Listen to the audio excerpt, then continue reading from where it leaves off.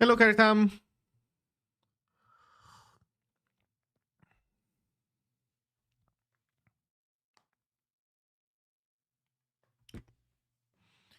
Do, do, do, do, do.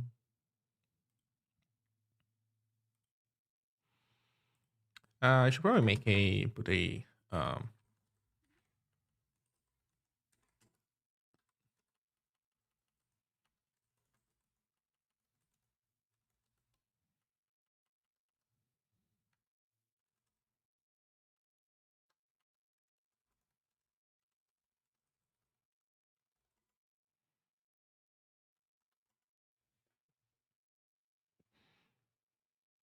how can configure language be for expressing clear API messages? What do you mean? Well, I mean, if you say that it's a config language, but what I'm claiming is that it's for both. It's a data serialization language. And then you can use it to serialize API messages. Well, most importantly, I think the part about clear API messages is not much the data serialization language itself, as much as it is the schema language. So the idea is that if you make an API, then you make schema languages for your API message. Oh, sorry, you make a schema files for your API messages, and people can read the schemas and hopefully get a clear picture of what the API looks like. Hey, well, thank you for trying out. And if you encounter issues, we have a dedicated channel in my Discord server where I'm happy to give support in case that I don't know, maybe you block on something, you don't know how to do it. You can ask for help. So it doesn't have to be necessarily, only strictly bugs, just general help.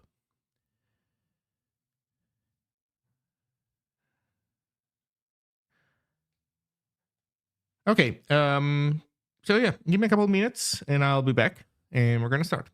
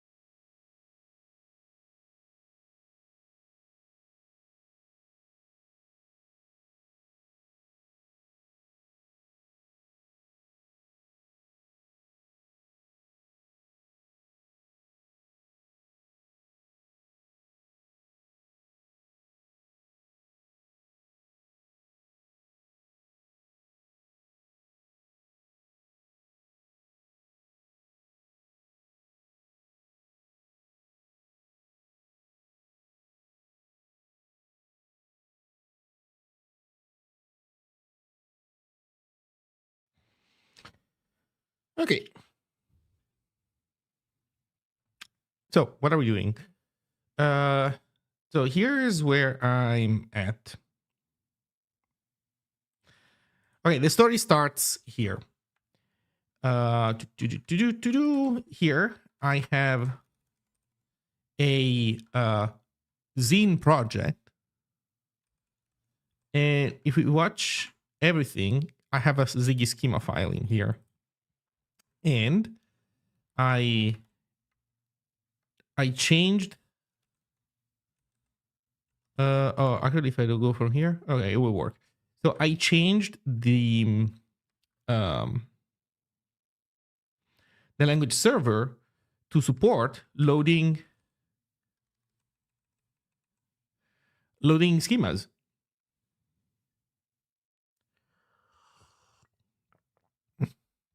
So we in loading schemas and evaluating the document against the schema. So this schema is completely bogus. That's not what a zine front matter should look like. And but it works. Yeah, I was doing this to test if it works, and it does work. It complains when things don't work, and it complains when things are missing. So it works. So, what is the next goal here? Well, the next goal is okay. Can we bring this experience to VS Code? And to bring this experience to VS Code, we need to turn the language server into WebAssembly. Well, we don't strictly have to because technically we could juggle native executables. But that is such a big API surface of VS Code that we would expose ourselves to. And I don't want to do that. I want to basically be somewhat defensive. So I want to basically rely on their ability to run WebAssembly blobs as much as possible and touch the least amount of VS Code possible. So we've done it before. That's how Super HTML works. But there is one critical difference here compared to what we do with VS Code. The problem is, well, let's say that we open this file in the editor. How do we get our hands on the schema? Because the problem is that the language server will give us access, well, the LSP protocol, the language server protocol, will give us access to index.smd, but it will not give us access to .ziggy-schema unless you open it in the editor. So how's that going to work? And, well,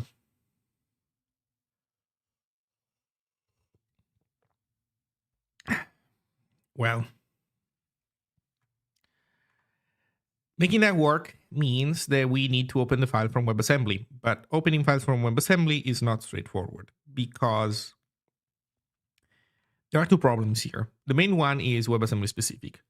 WebAssembly by default cannot access the file system. When you invoke, in general, when you run some WebAssembly code, you have to explicitly mount a host directory into the virtual machine. So fine. Although, to be able to do that in this context means that VS Code needs to allow us to do that. Like VS Code needs to have support for this. And so the next question would be, does VS Code have support for this? So you cannot take that stuff for granted. It took them a while to get standard input and standard output right. But the answer is that yes, they do. I was looking into this yesterday night. They do. It works. Then there's a second problem. And this is where I basically stopped yesterday. I mean, it's not a big deal. It's not like I got stuck there. It's just that that's where I decided to call it a day and go to bed and resume from today. So here's currently my main function of the WebAssembly language server.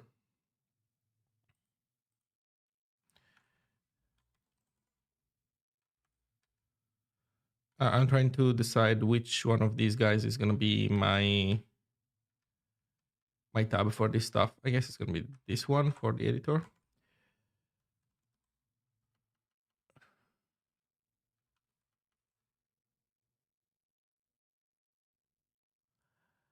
Uh oh wait, I wasn't doing this stuff with the Ziggy editor yet, right? I was sorry, a language server. I was still experimenting. I was still trying to make this stuff work on Super HTML because Super HTML is already set up to work in as a WebAssembly thing. So I was basically just adding stuff to that to the experimentation. So here's how it works.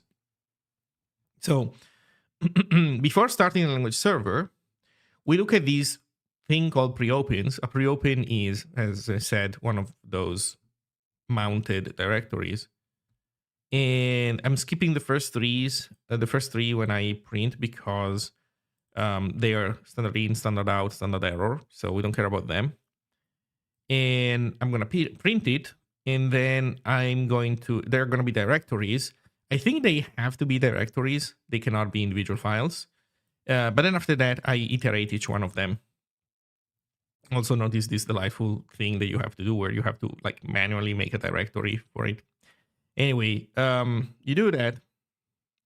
And then you get entries, and then you can look at what's inside. So I build this WASM blob, and I run it inside VS Code. Oh, also another bit that is missing. So how do you do the mounting in VS Code? They have literally a mount points thing that you can specify. What the fuck does this like kind thing do? Which apparently can only be workspace folder. Or in case of a multi-root workspace, each folder is mapped as workspaces/folder name. So, the fuck is a multi-root? I don't know.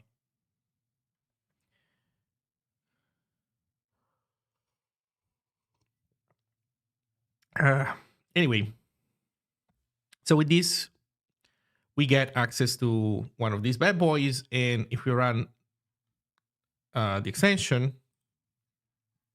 and we go all the way to the top, we can see that we have /workspace that contains these files, and then we have / which contains the workspace, which is a directory. It's like file name and then file kind, which can be either file or directory pretty much. So so this is kind of redundant apparently. So we were getting basically this thing for free, I guess, because we had like /workspace available to us, but we also have workspace available directly, I guess. But most importantly, look, we have these guys. What are these guys? It's these guys. Look, it's basically the directory that we have currently open.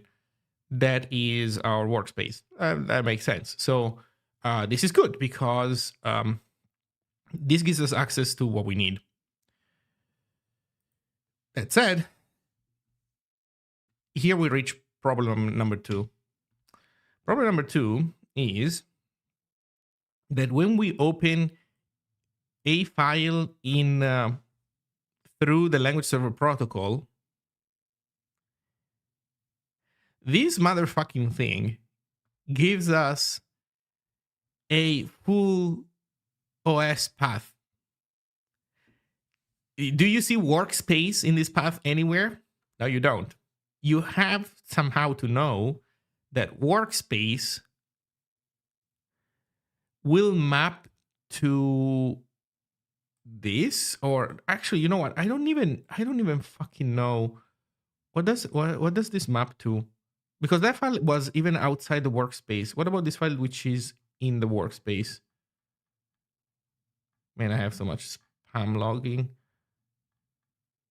Okay. Oh no, fuck. I think I want to keep it.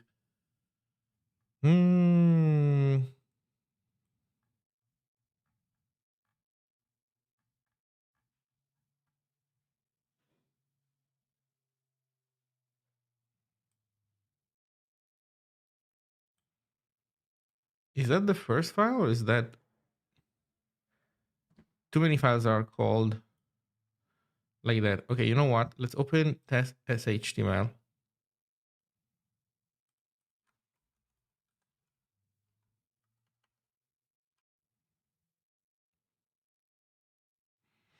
So, okay, no, I was right.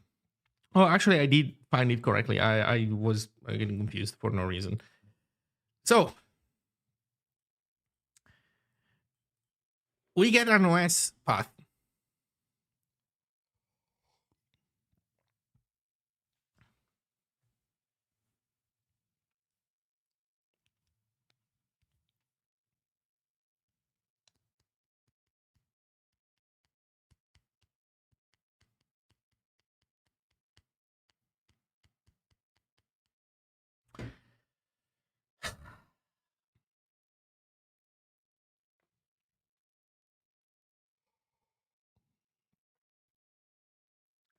So this is annoying.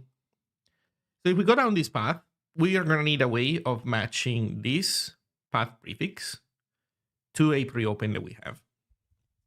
I think it's possible to do. I feel fairly confident that it is possible to do. Actually, you know what? I take this back. I don't have a fucking clue how easy it is to do. I think it. No, wait. You know what? I don't. I think it's. I think it should be possible. I think. Okay. I'm building confidence. I think it should be possible. Then you never know what weirdo curveball Microsoft is gonna throw at you, but I think it should be possible. That said, this is all kinds of fucked up. I'm now kind of tempted to do this. I'm gonna look at the language server protocol. And I want to take a look at everything related to workspace because, man,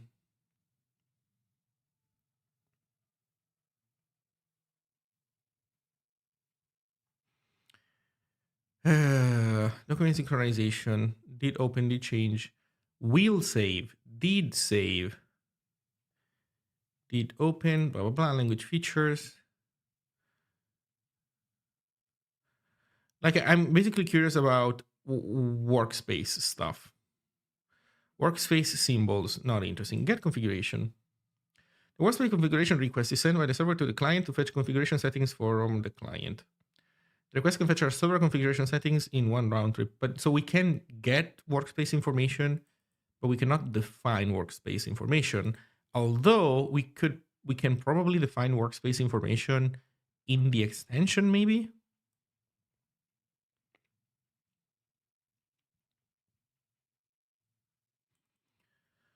The configuration item consists in the configuration section to ask for and an additional scope URI. The configuration section asked for is defined by the server and doesn't necessarily need to correspond to the configuration store used by the client.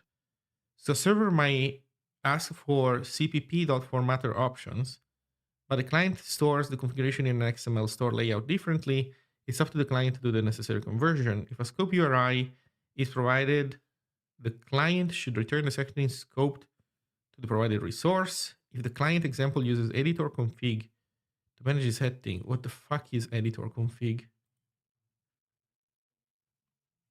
What the fuck am I looking at? Consistent coding styles for multiple developers working on the same project across different IDEs. Oh. Oh. Oh, no. Okay, I get it. With all due respect, no, thank you. Jesus Christ.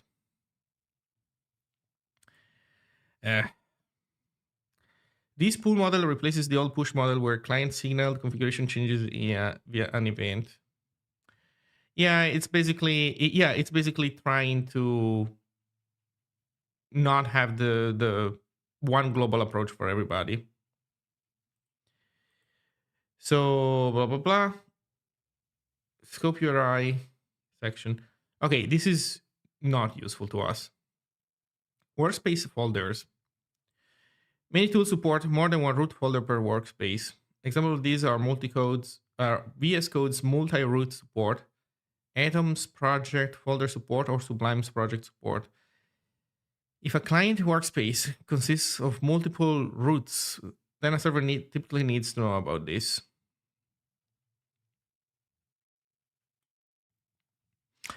Okay, so we can get information about the workspaces.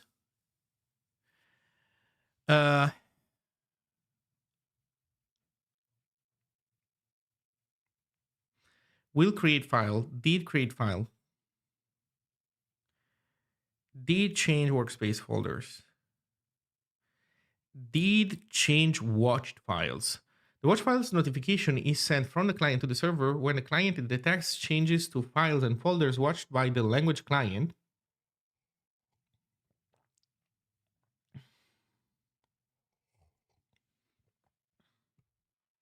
It is recommended the servers register for those file system events using the registration mechanism. In formal implementations, client pushed file events without the server actively asking for it.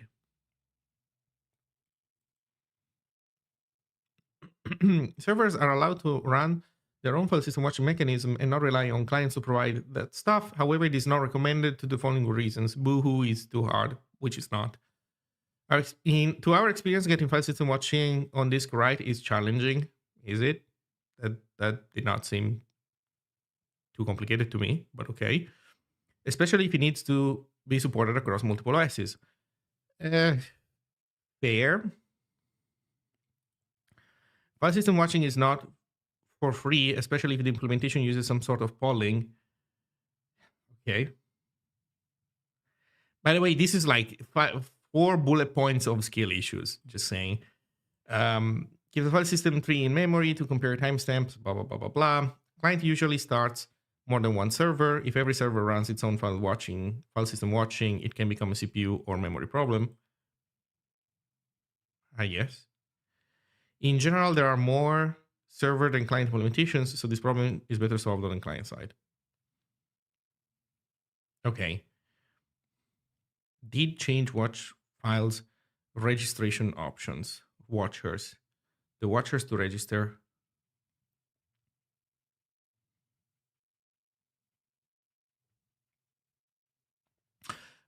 Okay, so this can, okay, so maybe this is the solution. Maybe this is the path forward. This is what we should be doing.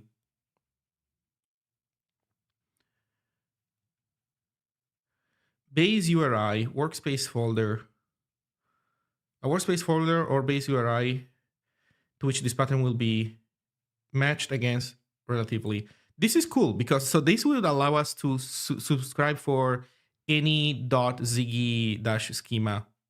We do basically */ .ziggy schema or even *.ziggy schema, and that should match everything. Okay, you know what? Maybe this whole pre-open stuff is not what we needed to do. But do we get the contents? Create, change, deleted. What do you mean? I want all of them. I want all fucking changes.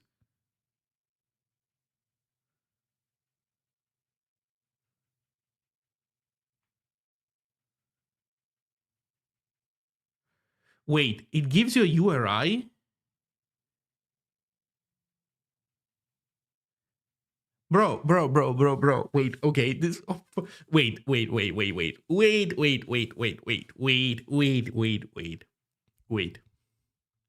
Are you telling me that this thing notifies me of changes? Well, no, it's not fine because we can't open it if we are in. We cannot open it if we are in WASI.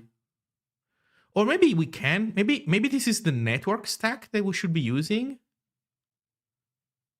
Actually, you know what? I'm saying something stupid. I don't even fucking know. So here's the problem. I don't think you can from WebAssembly, you can't just open files on the hard drive randomly. That is the problem. So this guy tells me where the stuff is in the host file system. Great. But I can't access that from WASI.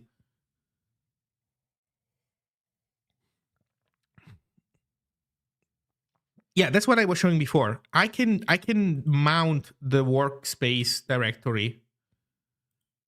I guess what I would need to say is,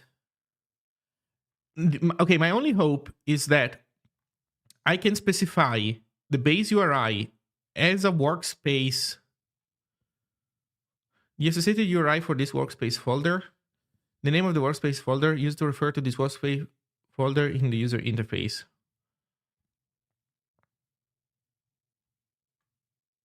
So we have to go through WASI.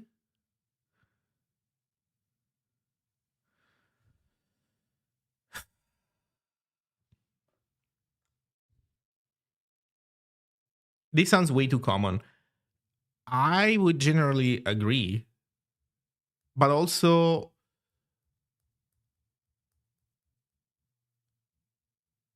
I know that being too optimistic about these things and expecting them to be able to fulfill common use cases is very often fast track towards disappointment.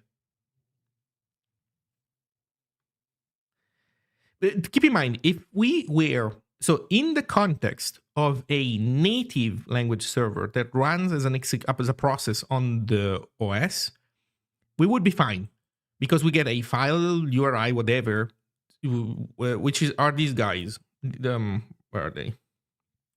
It's these guys. It's like file colon slash blah blah blah. We get one of these guys, chop off the prefix, open whatever file we want, do whatever we want. We're good.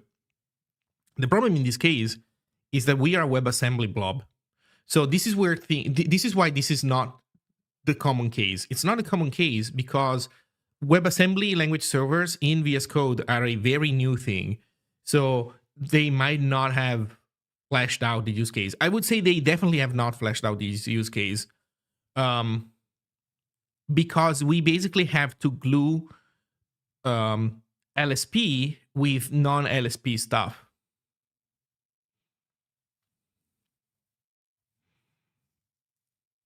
Which, by the way, this is funny because this thing could be very well simple. Like this could be made WebAssembly ready just by having an option to say that an event notification, if it's a change or if it's a creation, should also show you the contents of that file that was created. Like just give me the fucking contents without having me to go fetch it. Also, you know what I'm realizing? The fact that these change events don't give you the contents, you still have the problem that they go out of sync. Like you see that, I don't know, like a file was created, you try to open it, but it turns out it got deleted in the meantime. Can happen because the things are coming to you in a asynchronous way.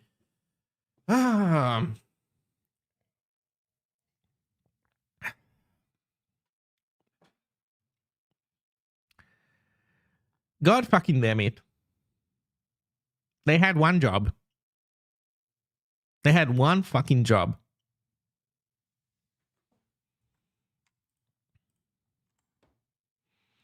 Let's see. In the above example, the test document inside VS Code is usually something like VS Code. Blah, blah, blah. Are you looking at the web stuff though? Oh, okay. I'm gonna read what you highlighted. Blah blah blah. This value gets transformed into file, which is recognized inside the WASI host. That sounds delightful, except that that does not happen in my case. Like here, this is a WebAssembly. This is a WebAssembly language server, and I'm not getting this. Even though this is my workspace. So if I take this out, we have workspace mounted. We have test SHTML in here. This is our workspace. And yet, this doesn't get changed. I think, what is this blog post?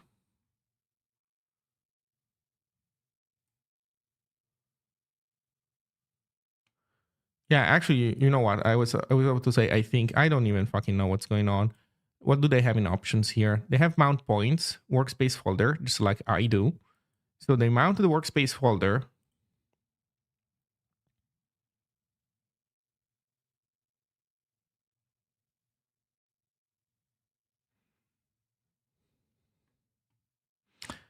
Is usually something like blah, blah, blah. into file/workspace, which is recognized inside the WASI host. I mean, but you know what? In any case, this is right to say that it is recognized inside the WASI host. It doesn't say anything about the WASI client, right? Because the language server is not the WASI host. I'm assuming that the WASI host is the actual machine running this code. Do you usually create URI converters as well, like in the example? Oh, that is a good point. You know what? I had a big memory of that shit. Maybe that is the problem. Client options, URI converters.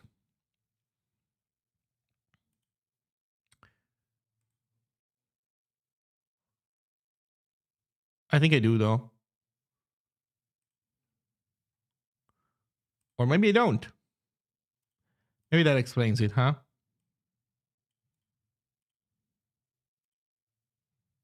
Well, what am I doing?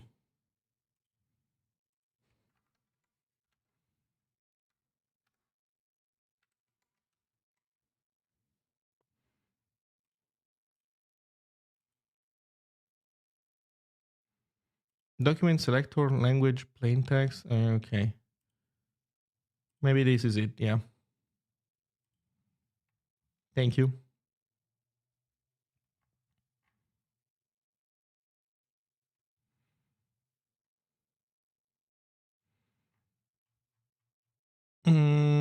Oh, here.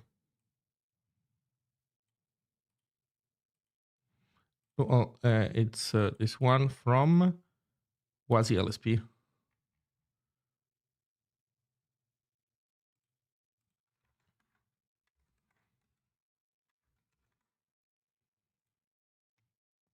Let's see how we're doing.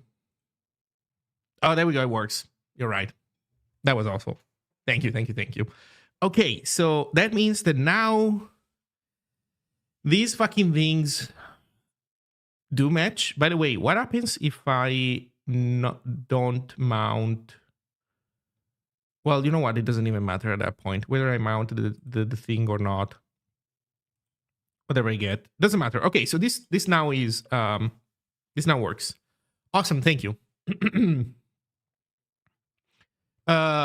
Nice. Okay, so they do the matching for us. Thank fucking God. We can get notifications for what's happening on the file system. They're not going to be in sync, so who the fuck knows how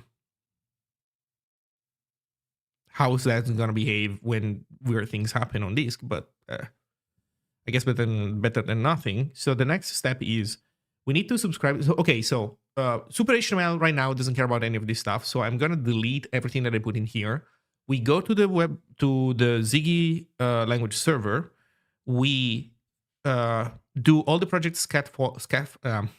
scaffolding needed for building for WebAssembly, because we currently don't build the Ziggy language server for WebAssembly. We modify the Ziggy web extension, VS Code extension to work off of a WebAssembly blob instead of searching for stuff in path.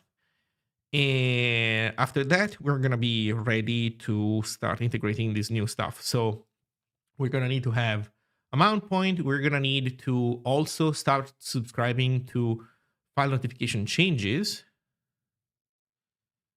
And actually, the file notification changes stuff we could do before. We could do that before then.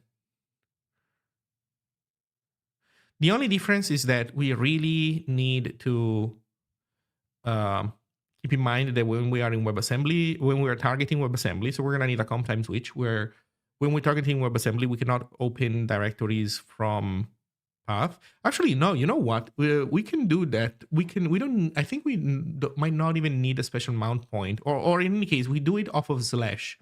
Because if we do it off of slash, that will contain workspace. I think we should be good. I think with that, we should be good.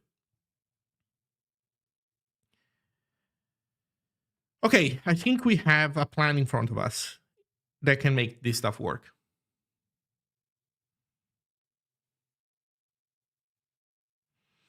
And hopefully other clients also implement this file watching stuff, because otherwise, fuck. Because otherwise, fuck.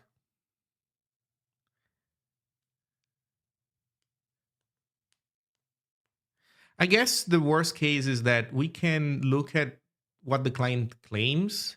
If the client states that it does not support file system watching, then we can fall back to the current implementation, which doesn't do file watching, but tries to open files and tries to keep track of that, which is, I guess, better than nothing. We'll see. Okay.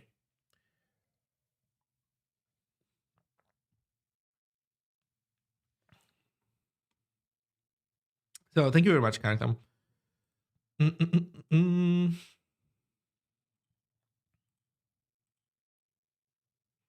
Also, I don't remember if I said it already, but morning to everybody. So let's undo some weird shit in here. Delete this.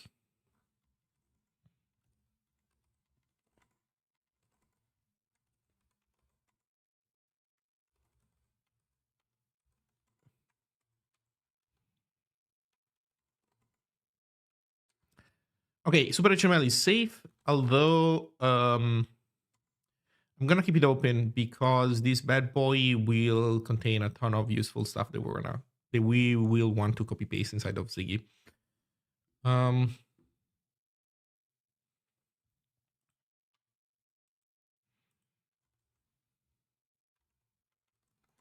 Yeah, for sure.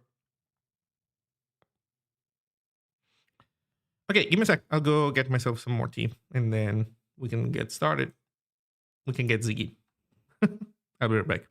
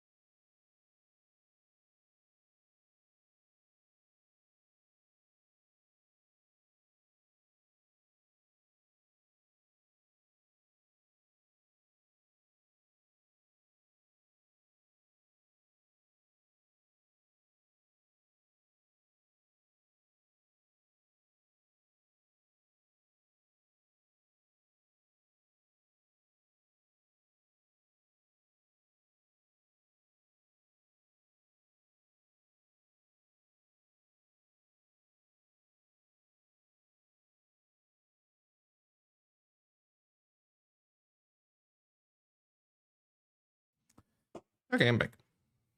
Let's do some work.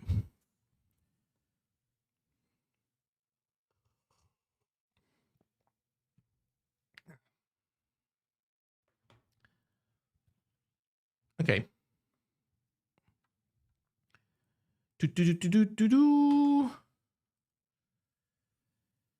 We said take Ziggy, make it WASM, add the scaffolding for WASM stuff.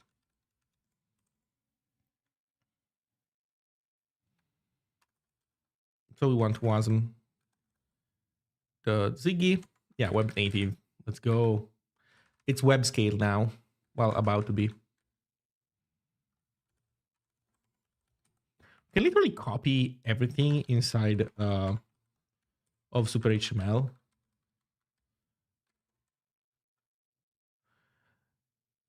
Why do we need this?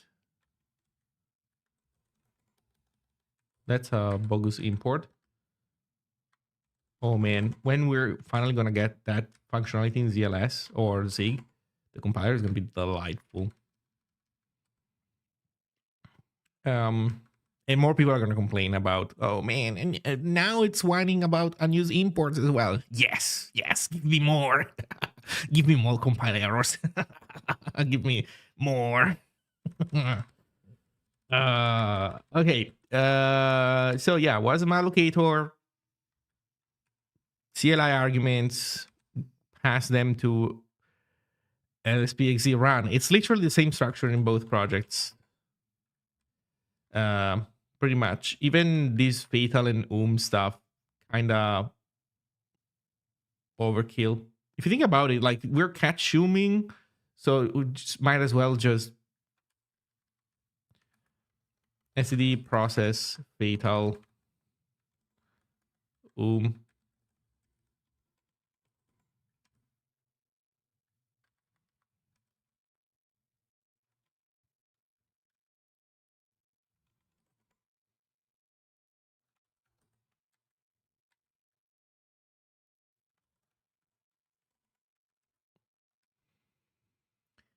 Okay, so we have this. Next thing is the build script needs to be changed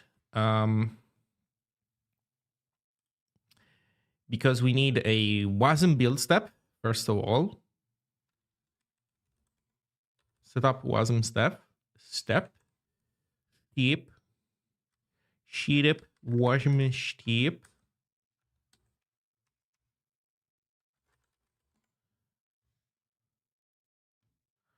Set up release step, set up tests, version stuff.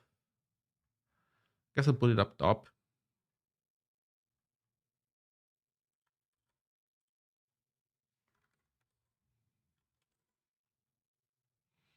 One step once optimization, yes. Options, we have options, right? I think so. But instead of that, we want Ziggy as a module. Actually, we can even just do this. Shadows declaration of Ziggy.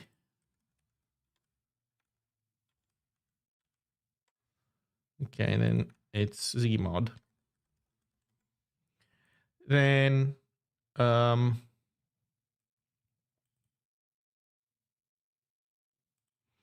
can say LSP. It's actually not strictly for VS Code. Let's change this. Yeah,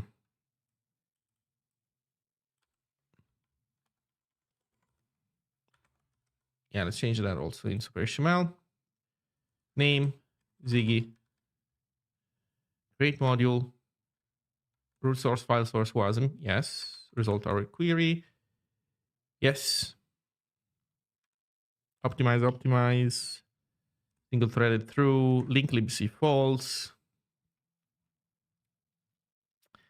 Next. Add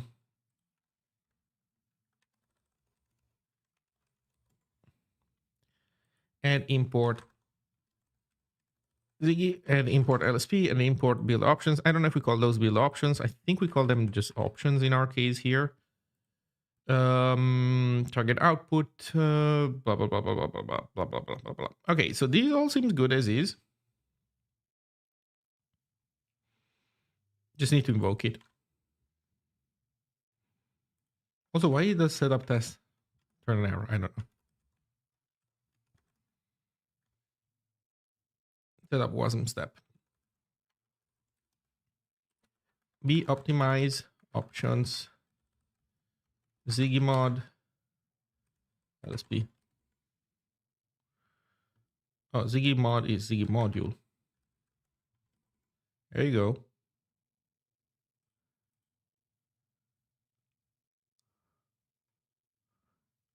Expected build dependency found module. Why do we want a dependency? Oh, that works.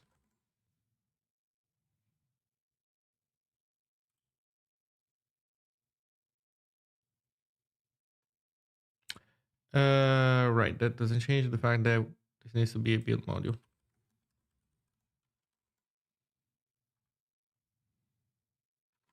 Okay, what's the problem now?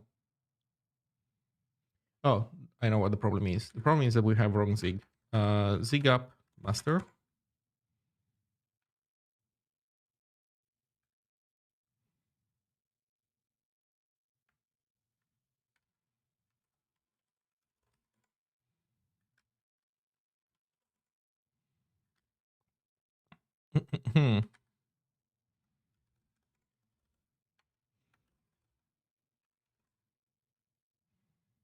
Okay, Zig build wasm.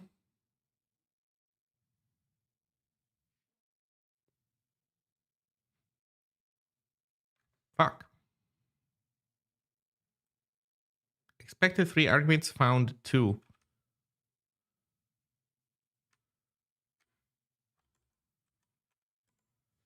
Oh. Oh, it wants IO, doesn't it? Fuck, it does want IO. Right. Which I think for WASI needs to be threaded IO.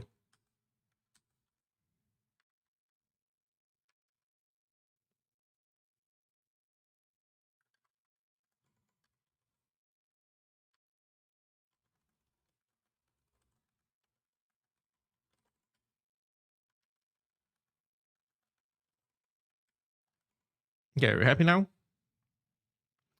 Type usize cannot represent integer value.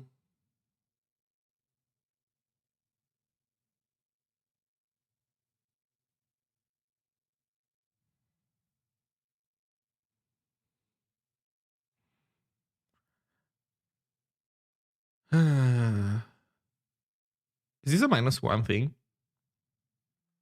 Fuck, it's a -1 thing. You know what? That's on me. Yeah, but I think that's on me.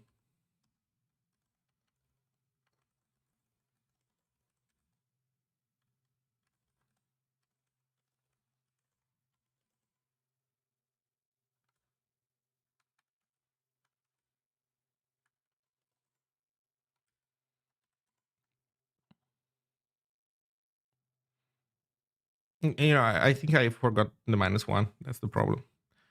So let's just use math. Okay, we have a WebAssembly blob. At least in theory. Yeah, we have ziggy.wasm.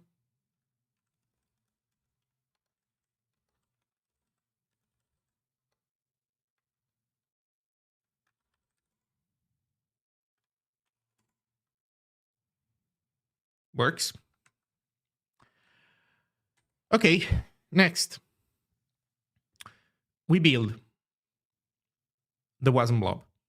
We now need to go change the VS Code extension. We already have one, and we need to improve it to make it use the WebAssembly stuff.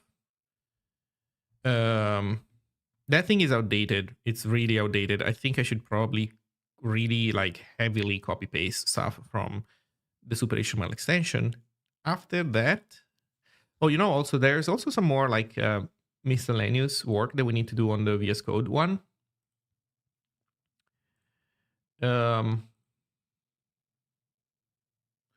Is Ziggy in here anywhere?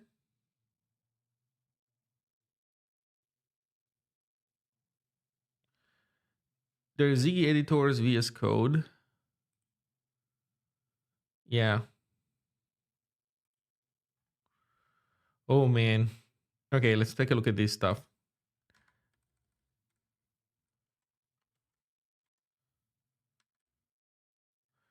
Description. Data. Serialization.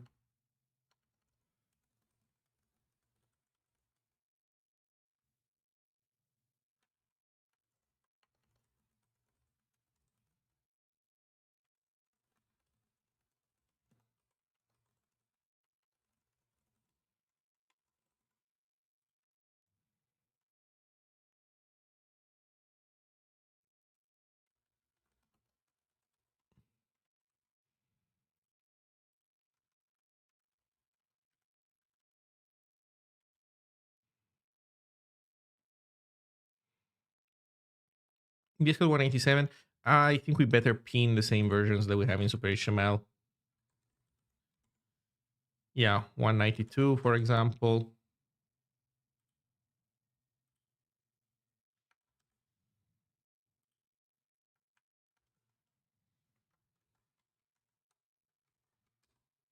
Oh my god. Okay, 192. Categories, programming languages. I'm not sure if that is correct, but whatever. Contributes. ID, Ziggy, aliases, Ziggy Ziggy, extensions, dot Ziggy, and that's it. Configuration. I guess. What is here? This. Oh shit. Line comments, brackets, auto closing pairs, surrounding pairs. Why do I do single quote? Do I support single quote strings? I don't think I do. No, but you know what? Fuck it. Let's leave it there. Okay. Ziggy schema.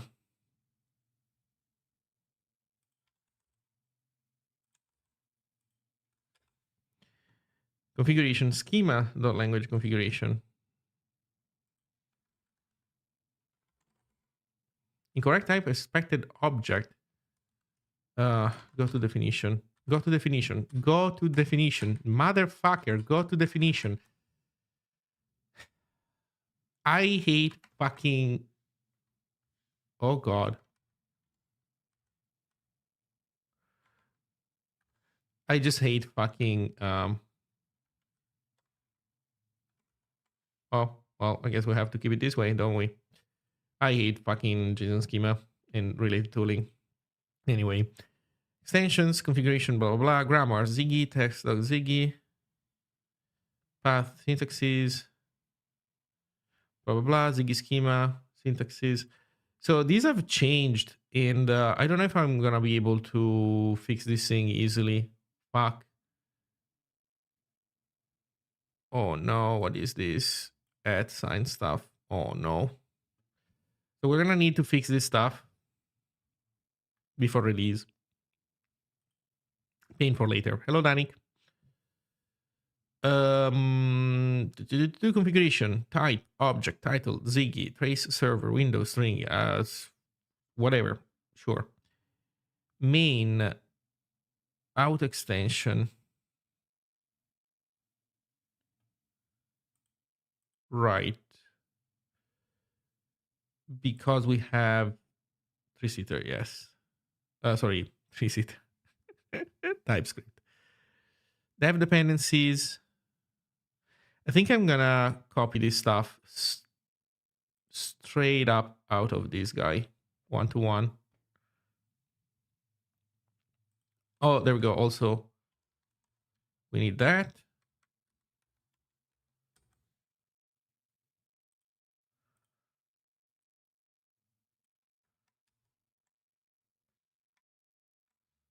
There we go. New dependencies.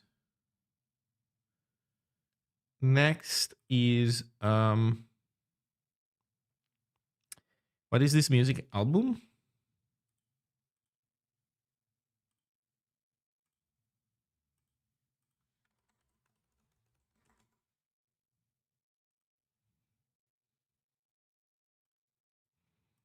It's one of those electro swing things, except that this one is decent.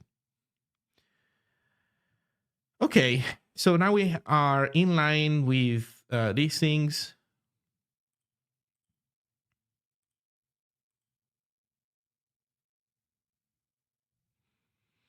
Next is the TypeScript stuff.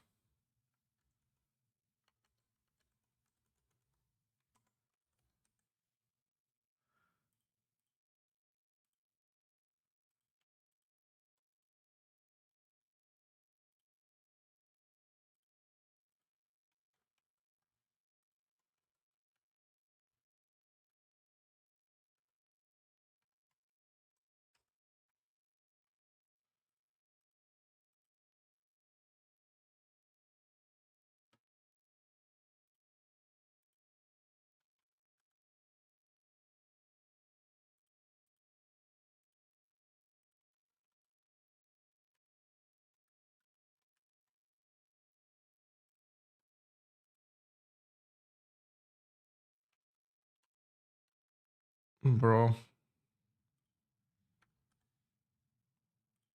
The Citrix extension for VS Code is, I guess, better than nothing, but still.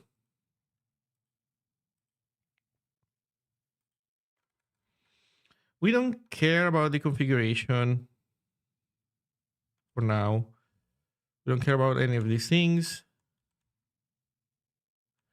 We don't care about complaining about this stuff. So far, we don't care about any argument. So load wasm, Zig language server.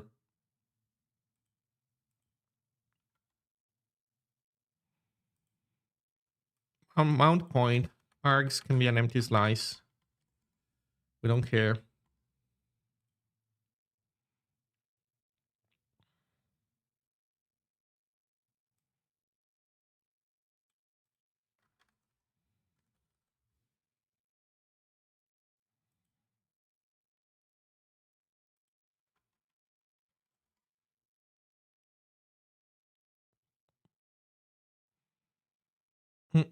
Process wasm, create process.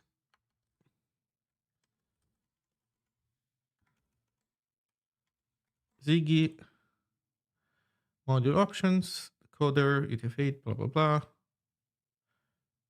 URI converters.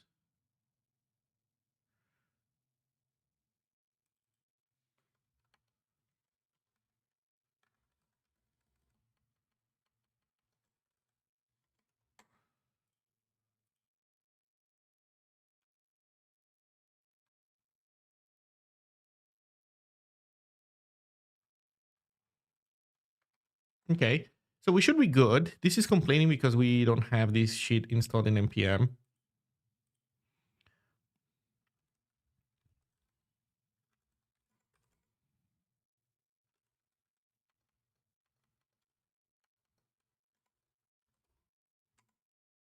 Git ignore does have node modules. Thank God. npm install.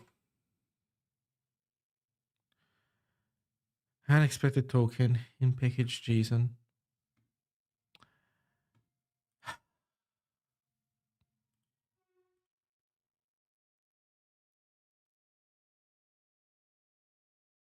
Where? Square bracket, comma.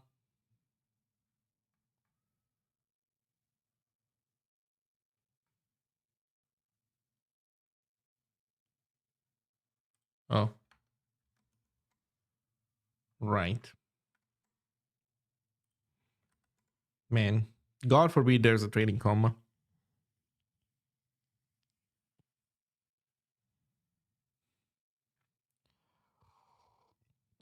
Note, package or JSON must be actual JSON, not just JavaScript. What does... Not just JavaScript. The way I interpret this is that the just means that it is meant to be both JavaScript and JSON. I mean, you know what? I don't even fucking know. Oh, yeah, no, I guess. Because every JSON file is a valid JavaScript literal as well. Oh, God. Right. Hey, two-step. It's going well. I'm moving the Ziggy language server to WASI for the VS Code extension, and it is what it is. It's delightful work. Let me just put it that way. Truly delightful work. Okay, do we start? Could not find the task build extension. Oh.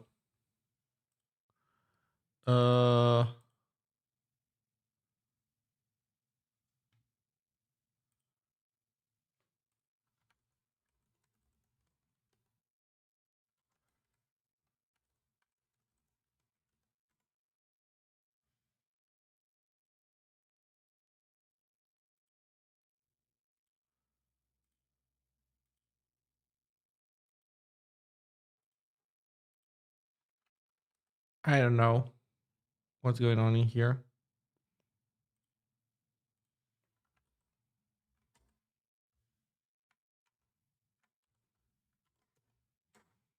Okay, is this what you wanted? Is this any better? Could not find the task build extension. Do I need to... Bro, I don't know. Where is this shit defined?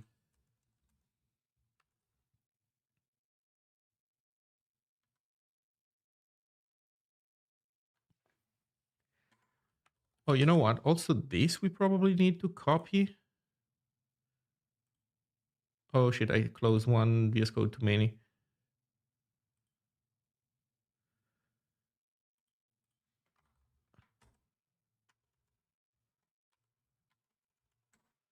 This needs to be different for sure.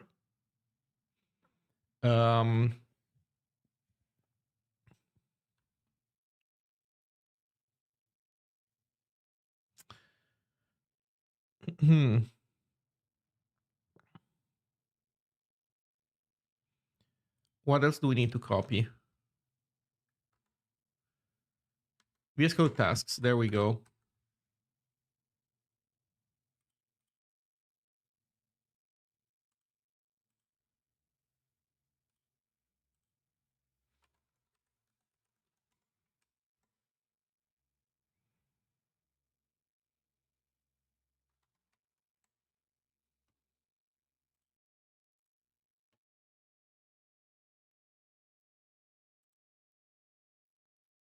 Activating, let's go to Ziggy. Failed. Error, eno, and no such file or directory. Wasm, Ziggy, wasm. That is correct. We never installed the blob there. So let's go do that.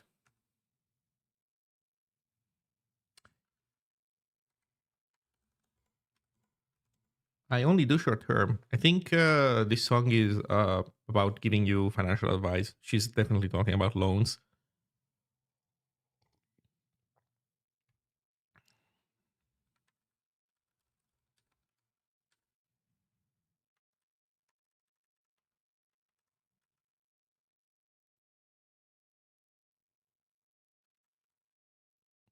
What did we do with Super HTML?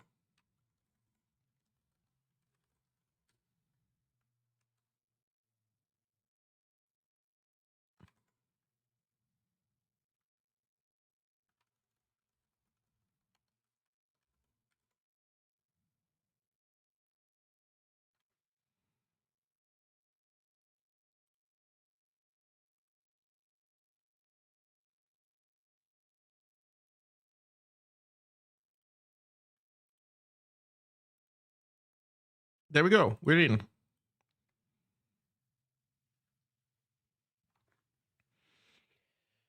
The WASI stuff in Zig was okay, but the VS Code stuff is a maze. Yeah, kind of. The weirdest part is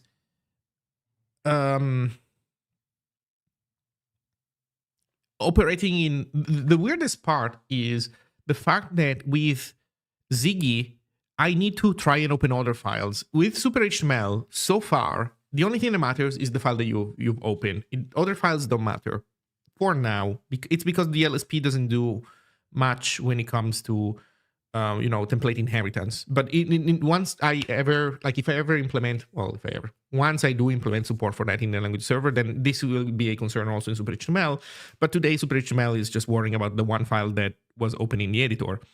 With Ziggy, we have the problem that every time you open a Ziggy document, there's also a schema document that we might want to match or not against this thing, and so that is a thing that we need to worry about.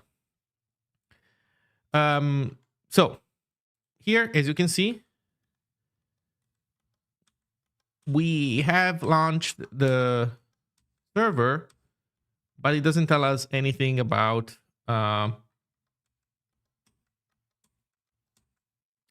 it doesn't say anything about it doesn't tell us about syntax error. So what the fuck is going on? Also, this is wrong syntax. This doesn't exist anymore. So that's also another thing that we need to fix. So I guess the question is, why is this language server not saying anything? I guess the next step is going to be debug this stuff. I hope that the IO stuff is not broken on WASM, because if it is completely broken on WASM, then this sucks. But it should be fine in single threaded, especially just doing basic basic file IO. Fuck. Well, time to figure this stuff out, I guess. So some progress was made, for sure. So next step is some print logging.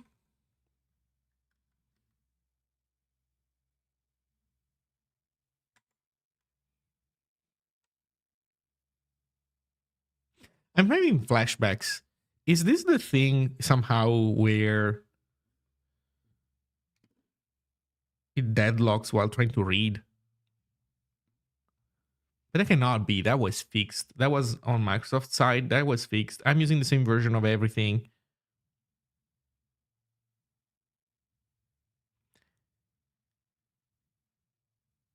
I think.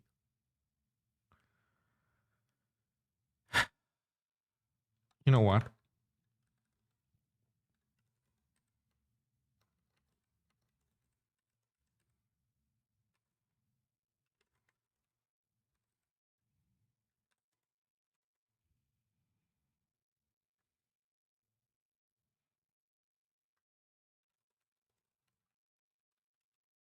Locked? Lock?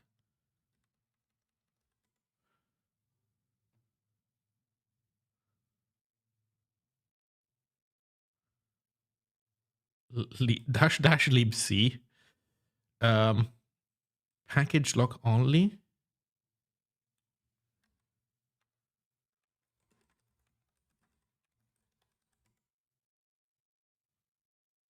Oh, well, fair.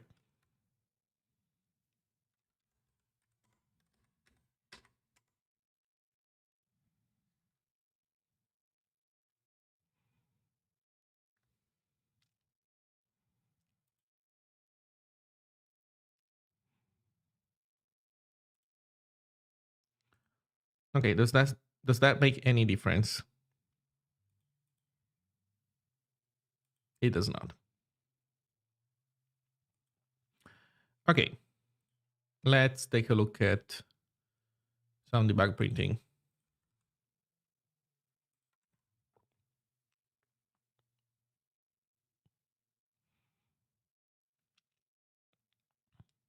So we do get to the initialize stuff, and we do get client info. So that works. So some of that does work.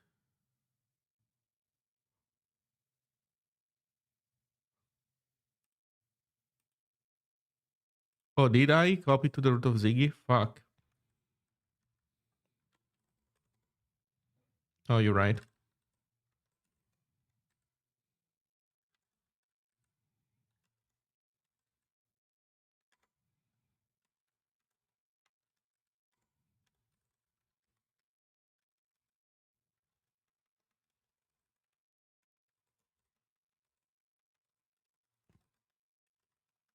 Was it package lock only?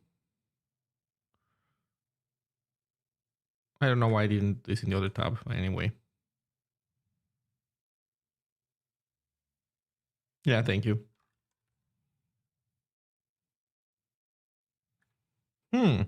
We definitely have changed our dependencies thanks to that.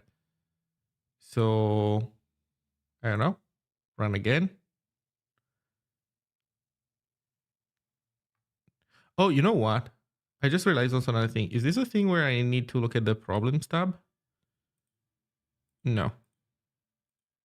Okay. Oh, wait. Also, I need to take this out. Okay. Um, hey, we need some print logging.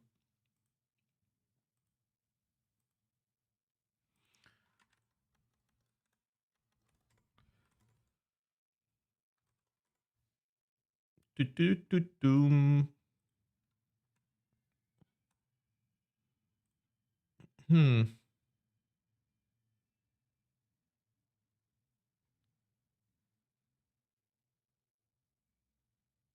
Oh, you know, also what I'm noticing, that since we did not update our version of LSP, we are passing in IO. No, we are using it. Never mind. We have updated our version of the LSP. Never mind. Yeah, this is the LSP that we did update. It's Super HTML that we did not update. Never mind. Okay. So we get to the initialization. Text document sync options, open, close, true, change, full, completion provider, whatever. Hover definition, document formatting provider, true. In build mode, in debug mode, we validate server capabilities. Ziggy import version capabilities, that's what we return. So the question is, do we see a did open notification?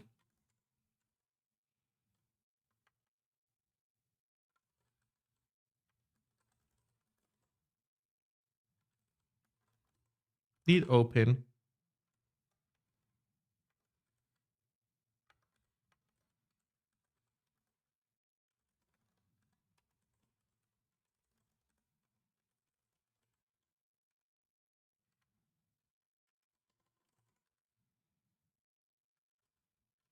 I think this is an, no, this is a string for sure.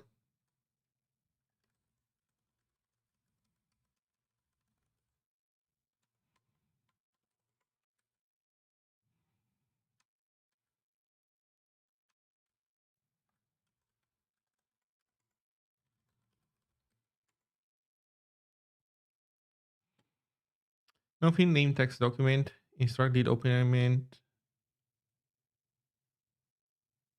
Oh, document.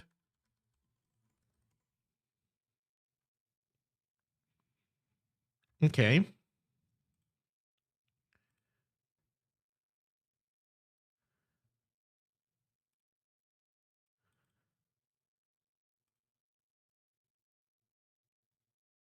Recognize language D HTML.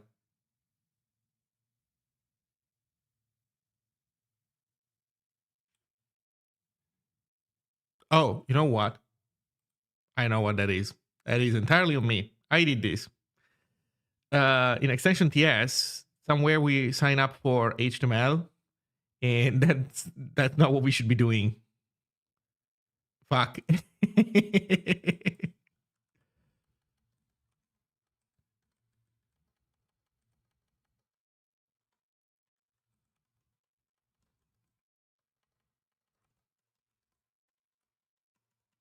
Obviously. Okay, so far so good.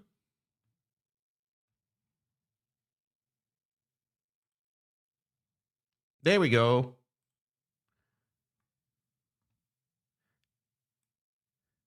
Panic. Programmer bug cause syscall error bad F. Trying to find the schema at workspace who.ziggy schema.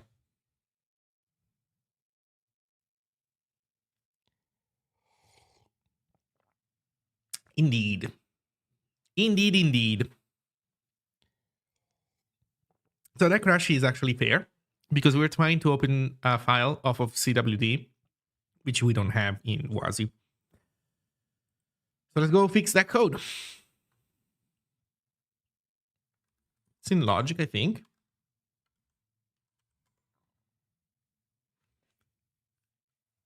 Schema for Ziggy. There we go.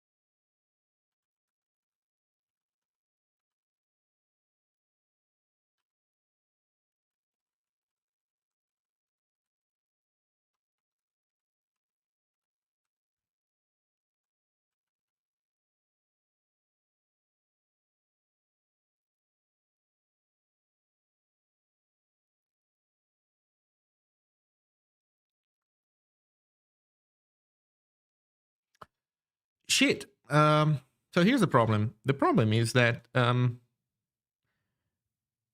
this pre-open stuff, or you know what? Actually, no. Fuck it. FD4. Stop me. I dare you to stop me from just hard coding FD4.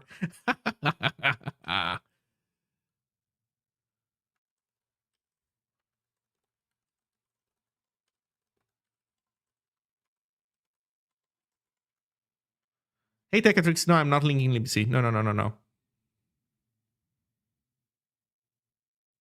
Non-libc SCDFS does not handle pre-open directories automatically. So I've done, while messing around with this stuff, I have done this. Wait, maybe I should have looked at the code a little bit more, but I've gone to SCDFS WASI and I saw pre-opens alloc. Or wait, you're saying that I need to call this shit? Does it do stuff? Pre-stat get success. Insurance capacity, name land.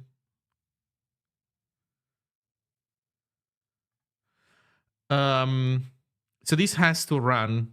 Is that what you're saying? I thought this would just create this thing, but it does not, does it?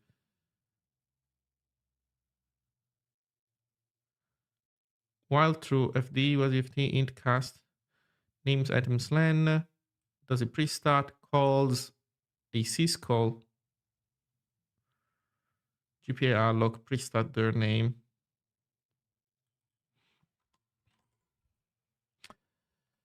Okay, I see. You know what? Okay, let me try to see what happens if I just hardcode A4 there. I'm curious. And then we'll still see what to do. Switch on type target OS.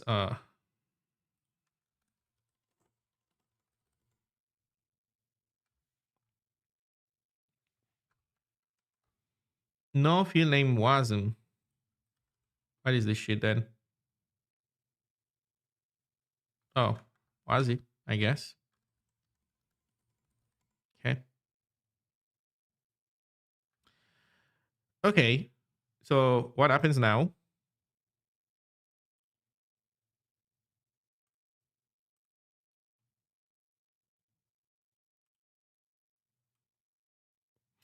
Complaint. Although actually it should be 5 now that I think about it in this context. You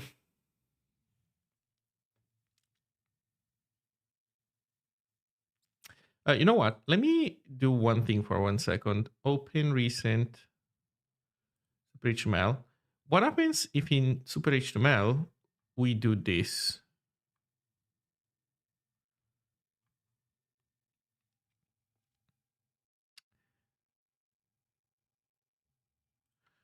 What happens if we comment this out? I think I haven't rebuild Super HTML, so we should be able to still see the prints.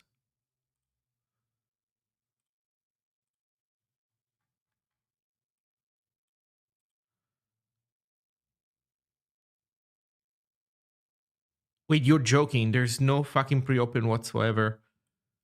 Okay. Let me double check if I rebuilt SuperHTML or not in the meantime. Yeah. Okay, so to get slash, I need to do this. I hate VS Code. Why is everything ass backwards? God damn it, man. Okay, this can go back being commented. Oh shit. Close one VS Code too many. Ziggy. Okay, in the Ziggy one, we do want the workspace folder, yes. Okay, so I guess that syscall is kind of necessary because just hard coding the file descriptor here doesn't um doesn't seem to work. I guess we have to call that shit. But you know what? This still cannot stop us from hard coding stuff, although maybe we shouldn't.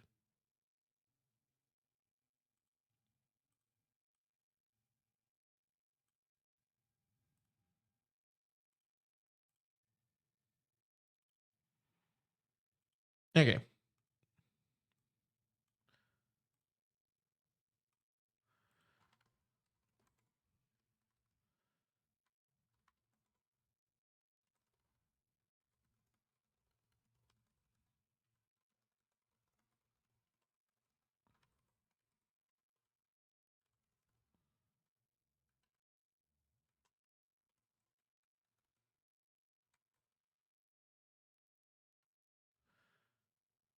So this is a locator, but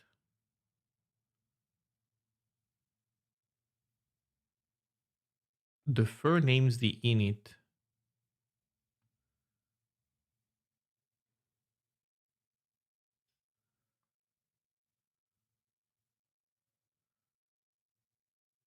Wait a second.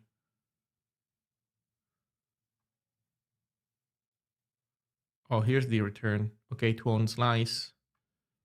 Okay.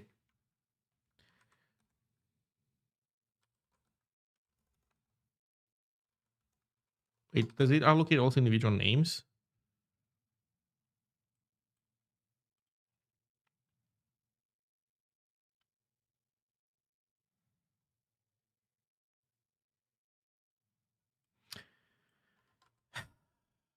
And I don't even get a AD init. Disappointing.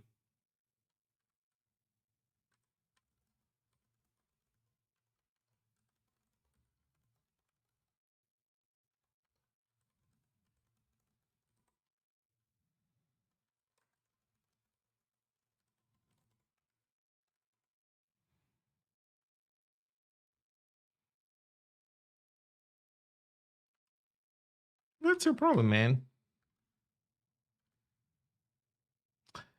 Access to union field pointer while field struct is active. Oh, I'm dumb. Names. There we go. Do, do, do, do, do. Ba, ba, ba, da, ba, bum. Yo, stack trace is delightful.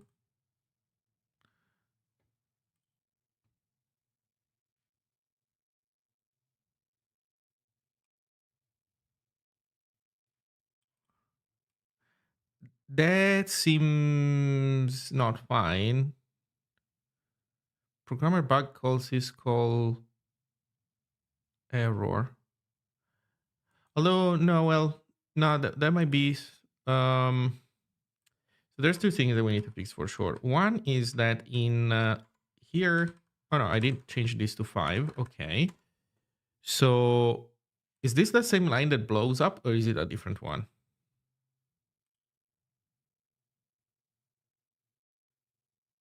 It's that one. Actually, did we have the right one?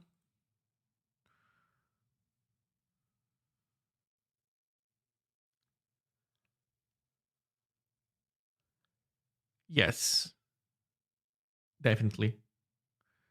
We did.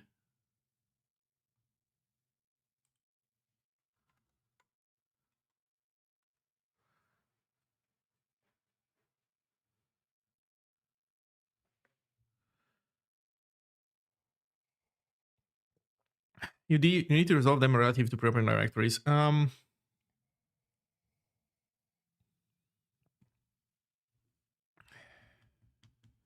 Yeah. Although I do have a slash, I do have a root directory. I guess, okay, let's see if I do this.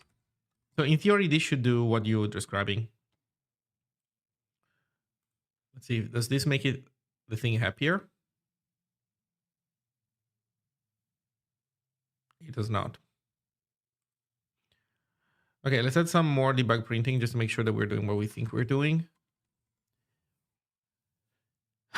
I guess maybe the whole like source thing should change based on the platform at this point.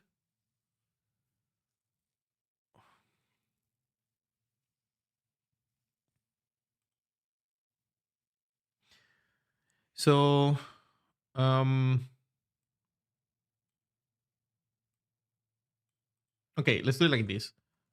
First, let's print whatever is in preopens.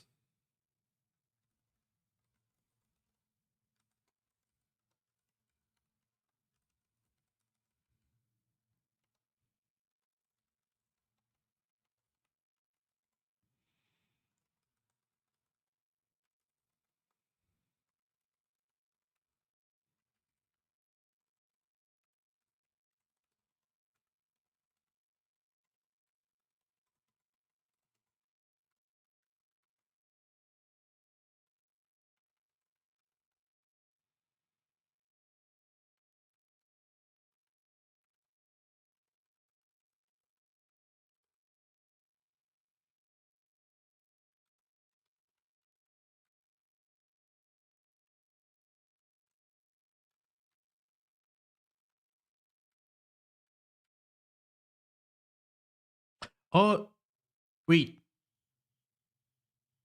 No, I don't. I don't even fucking know. Okay, so equals this.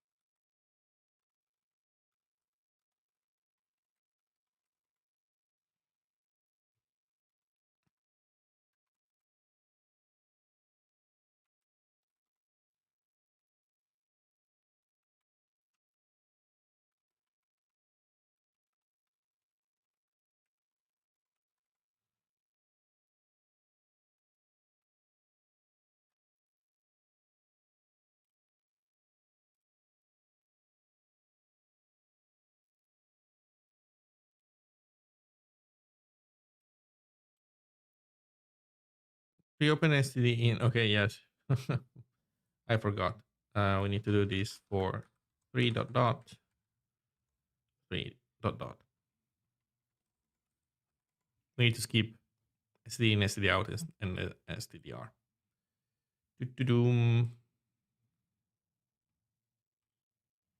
Okay, what do we have at our disposal? We have fd3. Oh, that's it. It was actually, I counted wrong.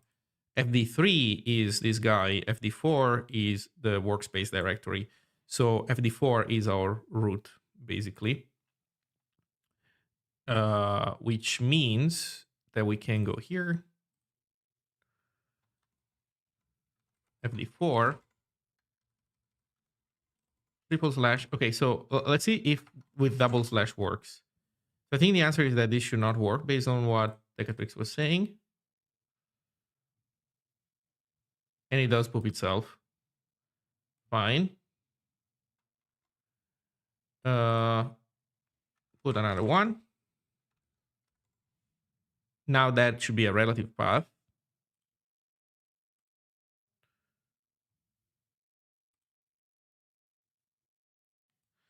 Still complains. You don't see the change here. This name is not the path that we're trying to open. So maybe I'm getting that wrong and not realizing. But we're still pooping ourselves.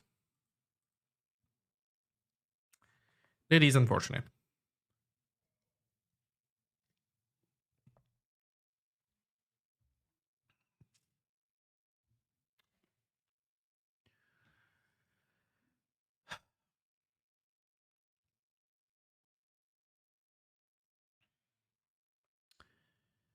So how do we do this? Maybe we need a big switch in case of WASI for this whole logic, not just the directory, I guess. Or we can also do this.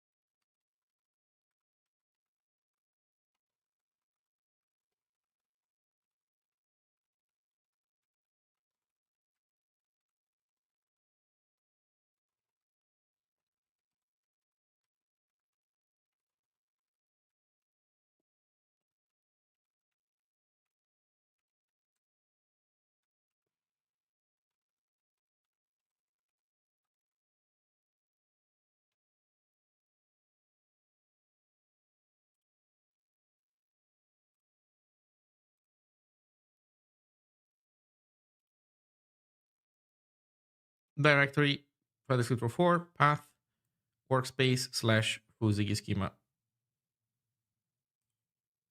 That worked. Panic reach unreachable code. Wait, so maybe I got it wrong, but no, that's actually the difference. This is not saying bad F anymore. We're panicking somewhere down below. I mean, that makes sense because we maybe did this, but then there's a bunch of other stuff that we didn't do correctly, probably. Let's see.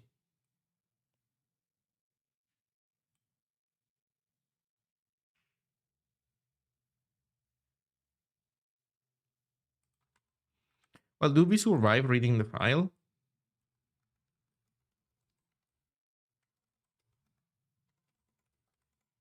That's another, I think, reasonable question to ask.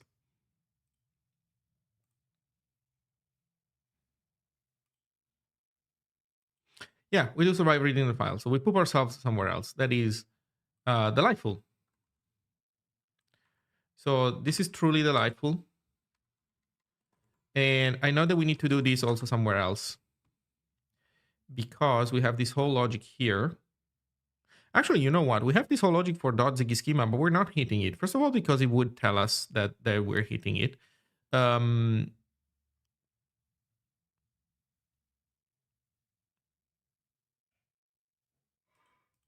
don't use a URI converter? No, I do.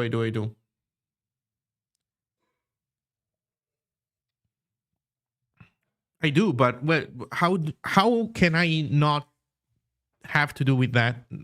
I do have a URI converter, but even without it, I can't open stuff on the hard drive. Oh, you know what? That's what I'm saying, but that's not strictly true. I guess I could attempt to mount root to my WebAssembly executable, but that's not a good idea. I would prefer to avoid that. And I don't even know if VS Code will allow me to do so. I hope that VS Code does not allow you to mount random shit to WebAssembly, but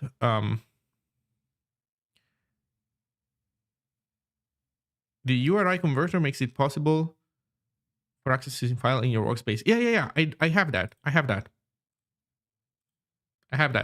Also, you saw that the URI had workspace in it, right? That's because I have the URI converter. Karitam pointed it out earlier today, so I put it in. Where is it? There we go. Create URI converters. So I do get the URI. I do get the what's it fucking called? The WASI extension compatible file path. So this is fine. I think we're pooping ourselves somewhere else now. By the way, this actually succeeded. So we did read the file, everything succeeded, and then we panicked somewhere else. I wish I knew where, but yeah, so that did work.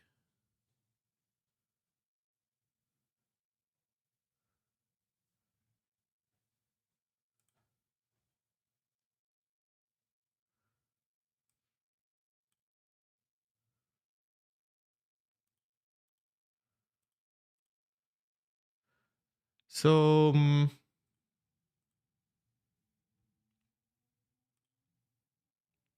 so yeah, we did read the file, and then we panic reach unreachable code. But because we can't print the stack trace, we know nothing. That sucks.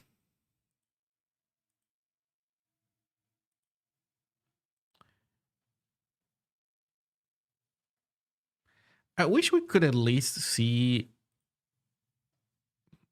Okay, wait. We cannot print this stuff. But wait a second.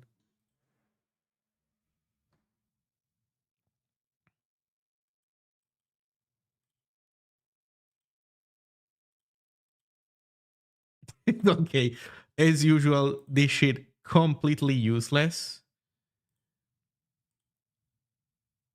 We panicked, so. But shouldn't we be able to see some of the stuff in here? Oh yeah, there we go. Now we. Oh yes. Give it to me. Oh yes. No, abort. Default panic. Full panic. Debug assert. But we don't know where. In AST parser parse.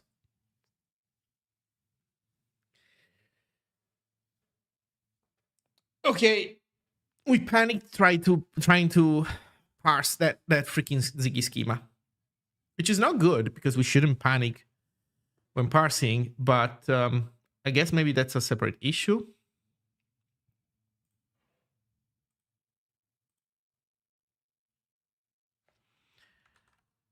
Okay, you know what? I'm gonna copy this and let's see what happens if we run this native.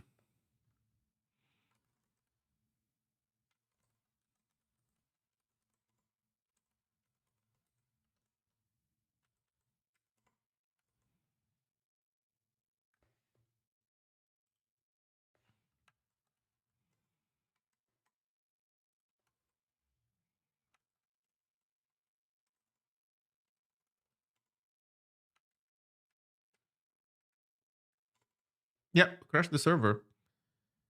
Why? Assert pnode tag is root expert here. Okay, so we're failing to parse the root expression, and we end up with an AST that doesn't even have that. That's what's causing us to panic. So that means that in this fucking thing, we just need, if only we fix this. So I'm gonna fix this in the meantime, just so that we can,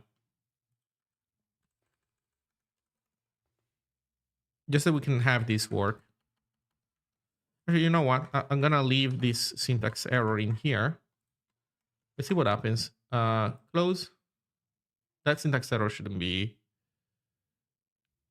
terminating. We still hit unreachable code. Wait, bro, oh my god, why did it not save?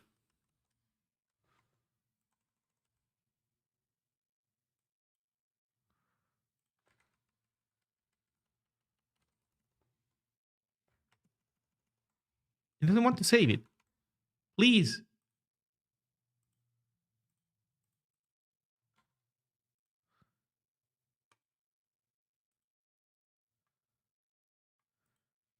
Why does it not want to save this fucking file?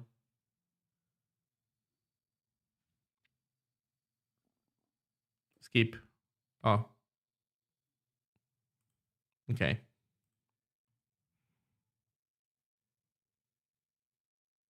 There you go. So there's no more crash. And if we go in Zig, it complains. we now have syntax errors. So this works. Yeah, it was indeed waiting for the LSP formatter from an extension that had crashed.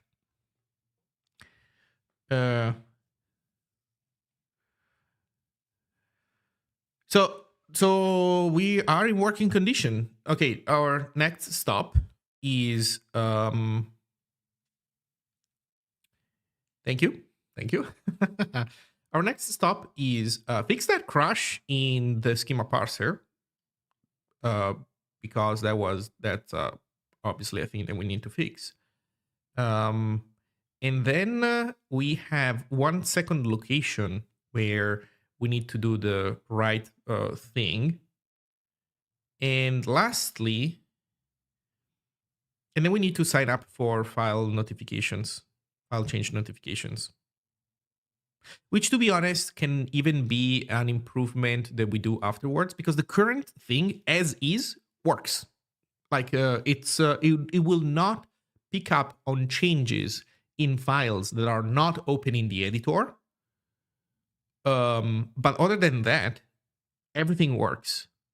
So like if you change a schema, but it is open in the editor, then we will recompute the schema, reevaluate it, reevaluate every document that matches the schema. So all of that will work. But if the document changes externally, then we won't notice because we're not watching the file system. But if we do subscribe in the LSP, then that functionality will also kick in. Might require us to change some things, I don't know, but that will also kick in.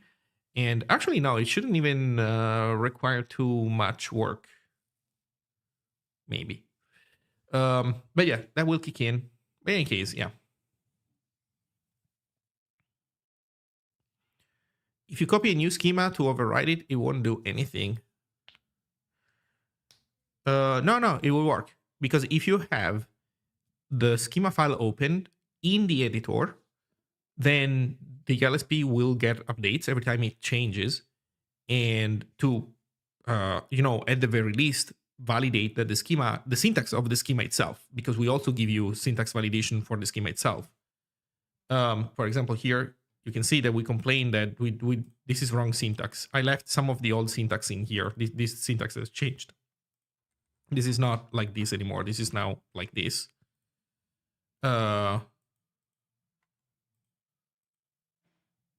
Okay, this should work. This is kind of stuck. I don't know why this is not complaining. Okay, I think we're existing. Oh, wait. We reached unreachable code in the Zig LSP again. Okay, so there are some bugs in some of the functionality. To be fair, this is stuff that I haven't fuzzed. I haven't fuzzed it, and I haven't tried it out as much as I have with OperationML. But in any case, crashes aside, which are in the business logic, yeah.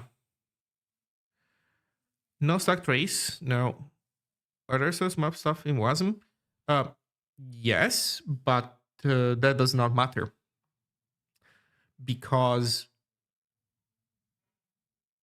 to be able to print a stack trace from Zig, you have to understand this. Printing stack traces in Zig is, in quotes, a redundant functionality, because printing stack traces from the program itself. Sorry, I say from Zig, but I should say from the program itself, or the process itself. From the process itself, it means that the process needs to be able to walk its own call stack. So it requires stack manipulation, the ability to manipulate your own stack, or, well, navigate it upwards. And that can be done with either frame pointers or debug info. And you could say that source maps are basically the debug info of WASM. Even though we don't do source maps, I think we do Dwarf for WASM as well. But it doesn't matter, because the point is that you cannot walk the stack upwards in WASM. WASM doesn't allow you to do stack introspection that way. So the program itself cannot print a stack trace. But since you're running in a virtual machine, the virtual machine itself can can print the stock phrase, and it does. Like we even see this in VS Code. So it tells us wasn't debug, full panic, assert, resolve Ziggy offset, hover. I think it could be better. I think this thing, maybe I don't know, maybe it's just that it likes the wasn't disassembly, so it wants to show it to you no matter what. But in any case, at the very least, it knows function names. So we don't see line information, but at least we know function names. You can do that in WASM if you call into JS. Okay. Okay, so that's the general idea. Yeah. Right. There is a extension for Chrome that knows how to load dwarf debug info for WebAssembly. I was able to make it work at some point. Then I don't know, something broke and it wasn't working on macOS anymore, or I don't know, maybe who the fuck knows. Something was broken, but that extension knows how to show full information based on dwarf. In general, WASM runtimes don't support dwarf, or you know what? I shouldn't be. That's an overly generic statement. I don't know what the state of CLI WASM runtimes is. I'm confident. You know what? I'm not confident, but I'm hopeful they are probably in a better situation. But Chrome and Firefox and Safari, out of the box, they do not handle dwarf debug info. Chrome needs that extension to be able to do that, for example. Okay. So we have one logic bug to fix in the thing there. We have to fix the other schema search feature, number 2. And then we're already at a point where we can make a release pretty much. Well, then we need to fix also the syntax highlighting grammars in VS Code, which I do not look forward at all. You know what? Maybe that's a job for AI. What if I give AI a 3-seater grammar and I tell it to update the outdated VS Code grammars accordingly? There's no way it's gonna fuck it up, right? We are 100% in one-shot territory, right? I think I'll attempt this. I hate touching those things in VS Code so much that I'll have AI take a stab at it first. Okay, I think I'm gonna go get a cup of tea and then we start fixing. We're gonna enter the third phase. We survived the first 2 phases of this work beautifully, I would say. It wasn't like perfectly smooth, but thanks to help also from Caritam, for example, we're getting there. Okay, let me go get a cup of tea. I'll be right back.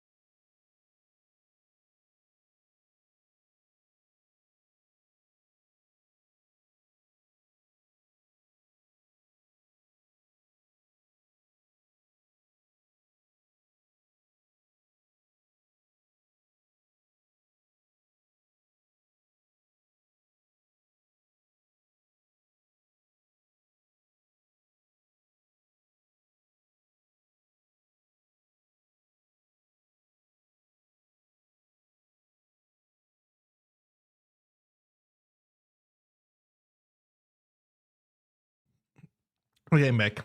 Oh no, we lost Karatam. Yeah, we'll see how the stuff goes.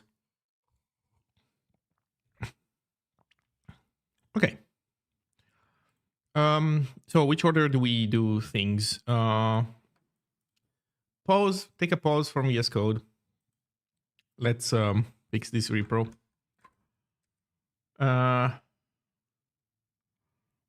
So this file, which we don't even need to keep open anymore. If we do Ziggy fmt repro Ziggy schema, boom, we explode. Okay, 385.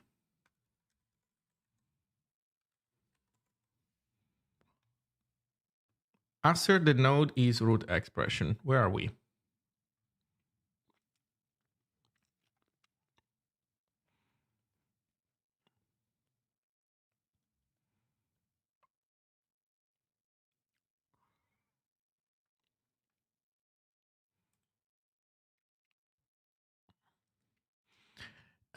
So I think that the meaning of this assert is that the code above is supposed to either bail out or produce a root expression node.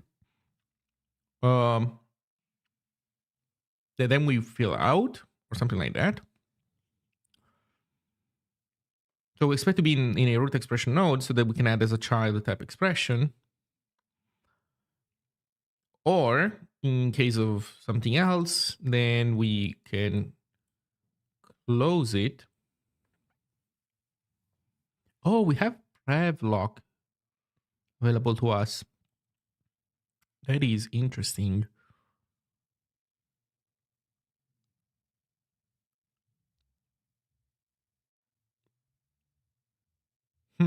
Anyway. So it's either, so then we unexpected token, and then there's like a recovery thing. But we don't even get to here because something goes out of whack sooner and we don't bail out as we thought we would. Okay. So let's take a look. If p nodes items len 1.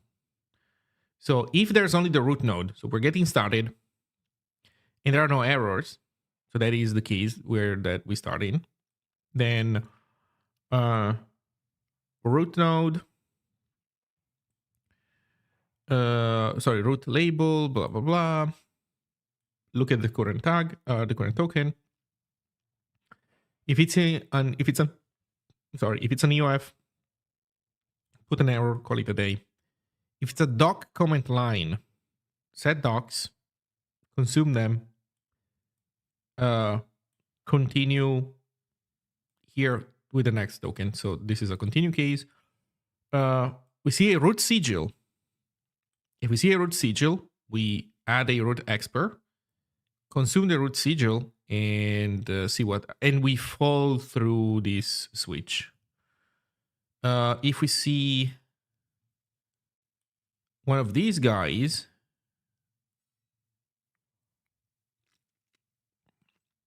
we complain that there is a missing token, which shouldn't say root. I think they should say $.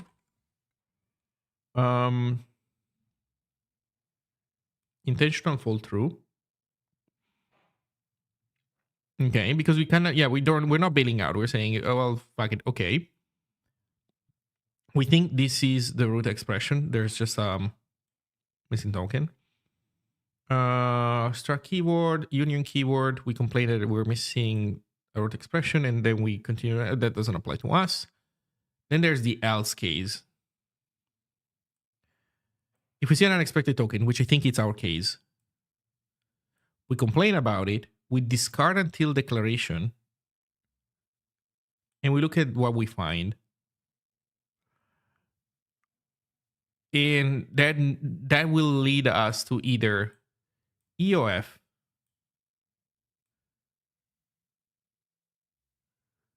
a union keyword, or a struct keyword. I think we're hitting one of those.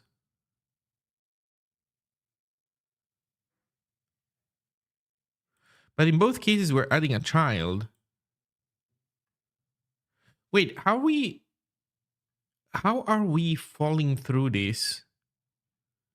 Okay, the only way in which we could be falling to this is because we see the equal sign, we add the missing token error, and then we intentionally fall through. That has to be what happens. So, let me double check that that makes sense.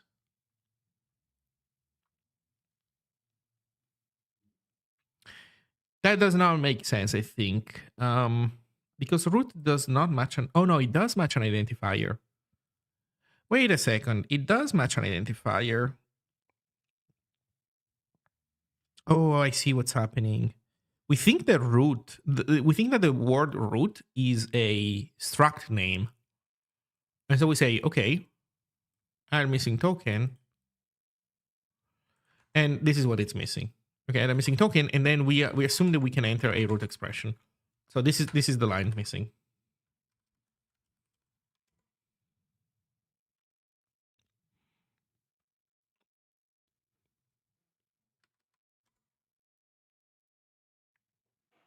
Okay, now we have another delightful thing to fix after this.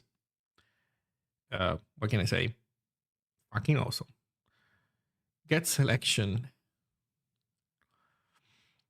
So there's a node. Index out of bound. You don't say. We have a UB-ish index. That's not good.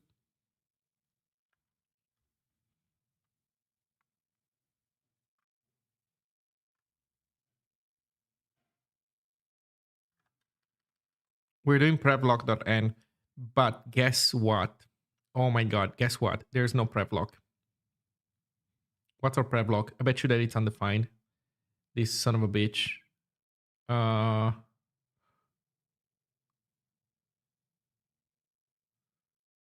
No, it starts at 0, 0. Never mind.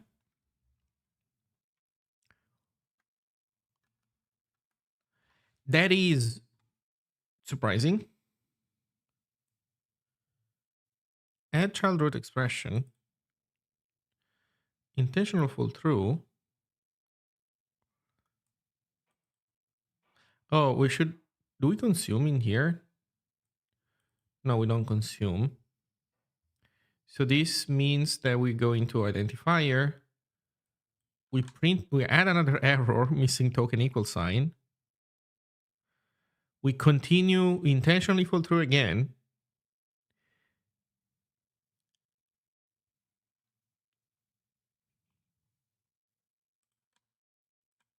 Here we are a type expression. And we continue parsing the type expression. So basically this is what happens.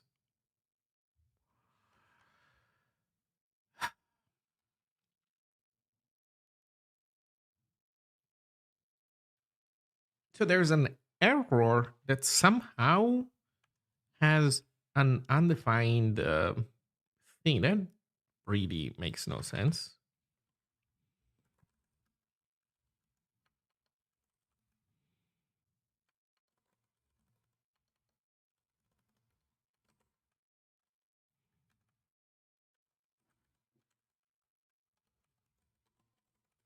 Okay, show me these errors.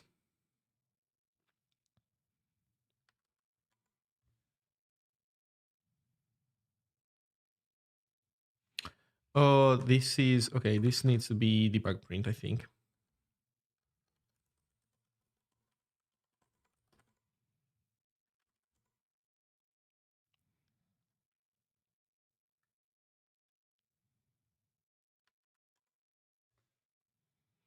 And now I need a new line, of course.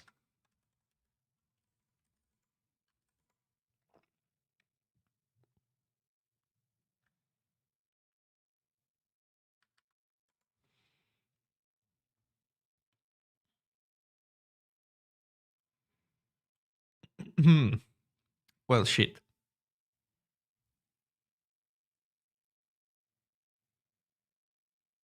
So end is correctly set, but start is bogus.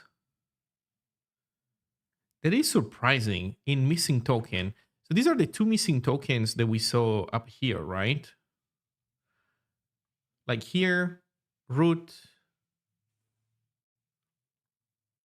Here we're saying missing token. So prev lock is indeed undefined, but how? This guy is set to 0 here. Init. Oh, is wait. I know what it is. It's this call to consume then that fucks it up, I guess.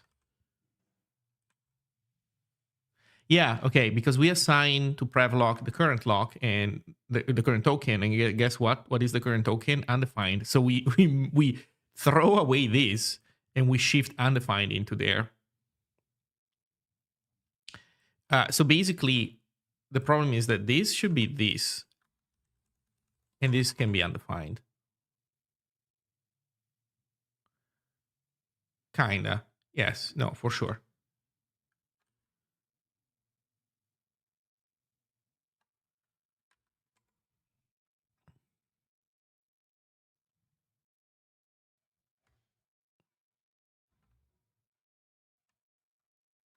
Oh, right. What is the tag? Invalid.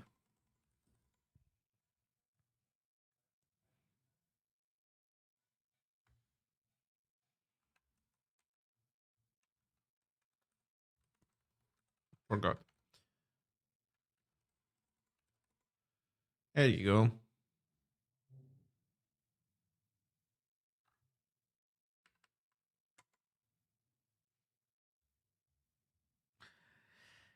There you go.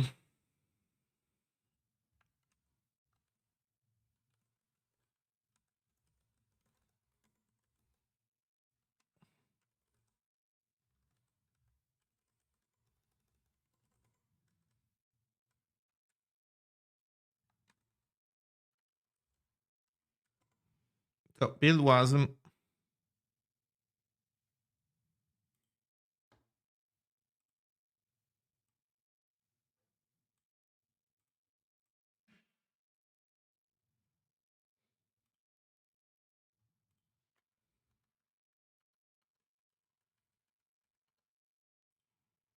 There we go.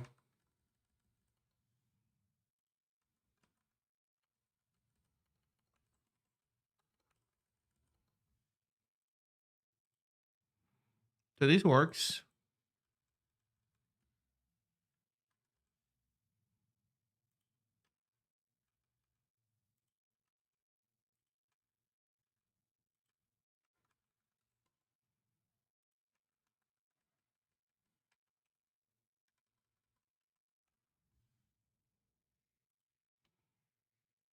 Wrong field style. Yeah.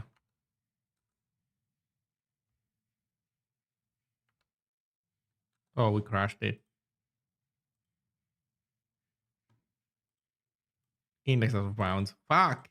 Okay, so yeah, until I fast this thing, there's gonna be crashes in it. There's like this. At the end of the day, it should not be surprising.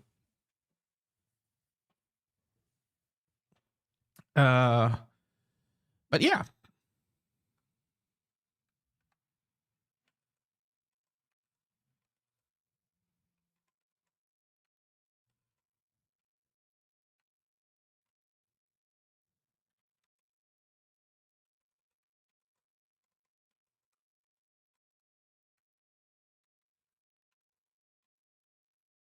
Mm,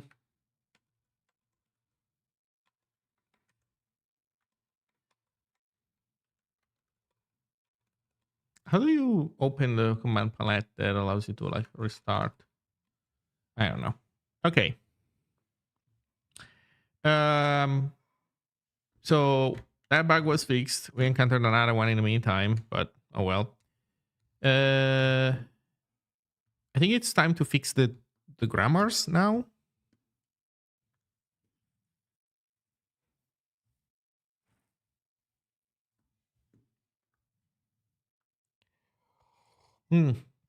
Control Shift T. Okay, let me try. Control Shift P.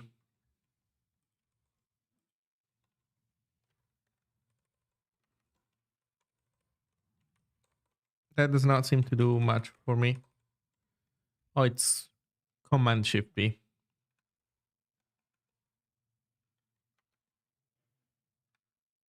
Debug restart ESLint, restart ESLint server. There's no restart Ziggy server. Do I need to make that in the extension? I see you switch to VS Code. Well, I'm developing the extension for VS Code, then I will be happy to close this thing after I'm done and not touch it for a while. Let's just put it that way.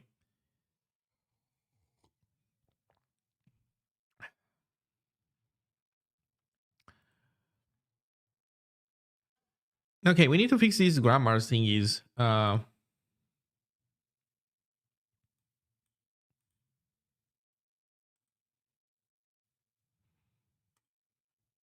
Let's see. Ziggy include strings, include tag names. For example, tag names are gone. Include built-ins. What are built-ins? Null. Name keyword constant bool.zig. Why .zig? .ziggy. I copied this from Zig. That's why it looks like this. Comments.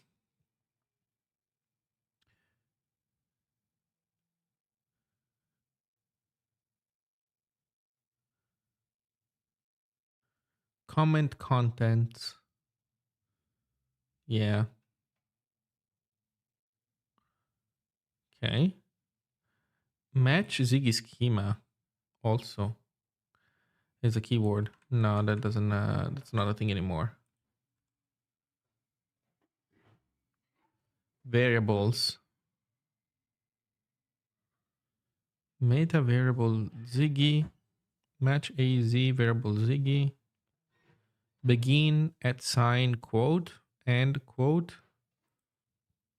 Variable string Ziggy.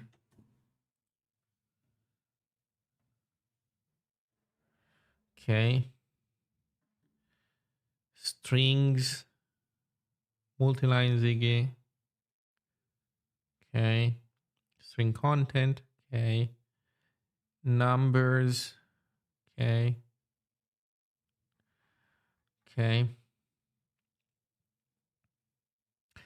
So this is basically missing two things. Dot curlies. Although maybe that's not important.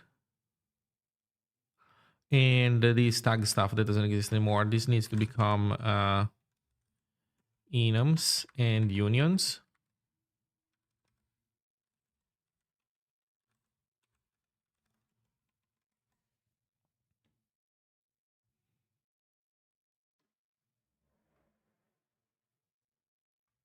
Where's the tag name stuff?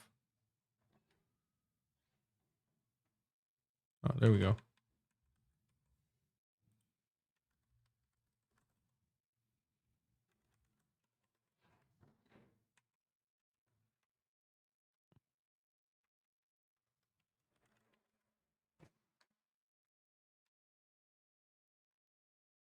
Support function built in.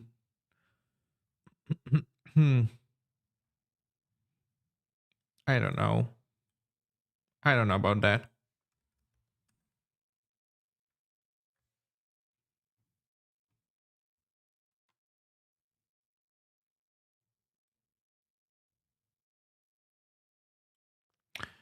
I think this could be better. We should probably look at the Zig version of this because there are enums definition in there, and we should use the same one. I think. GitHub Ziglang VS Code. I don't know. VS Code Zig. What's it called?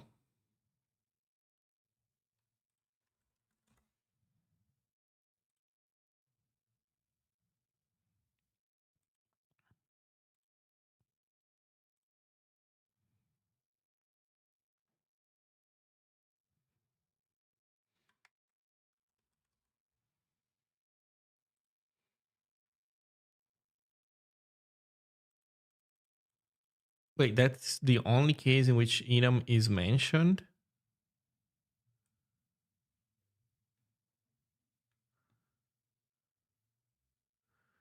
punctuation accessor, comma, separator, terminator. Wait, really? Where's like enum stuff? Function, so declaration, function,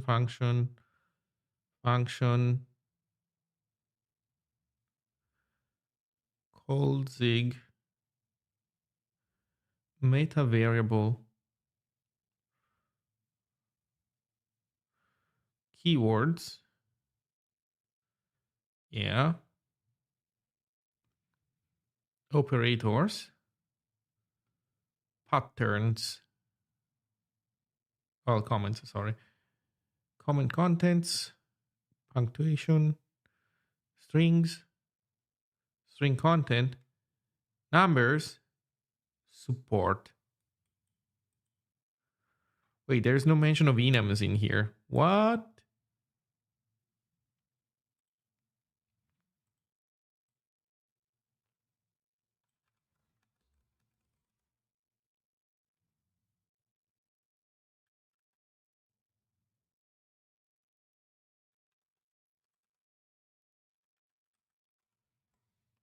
Variable enum Ziggy. I don't know. Maybe that works.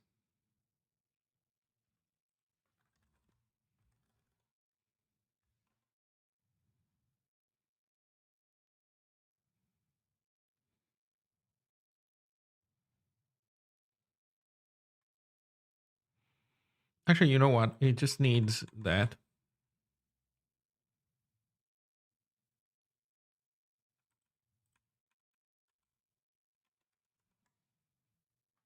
I guess.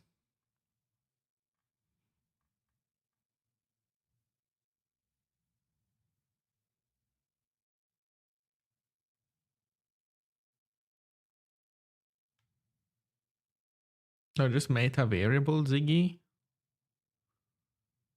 Hmm.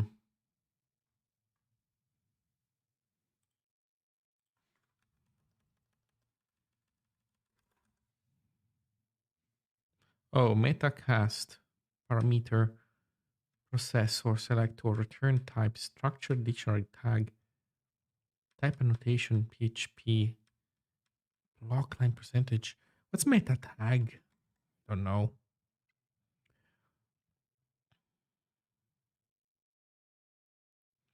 There's also variables. Like this is not a thing anymore in any shape or form. So we're gonna delete this.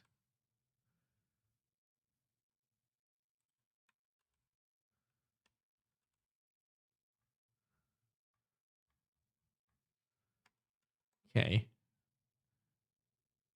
I don't know. Let's see how this goes.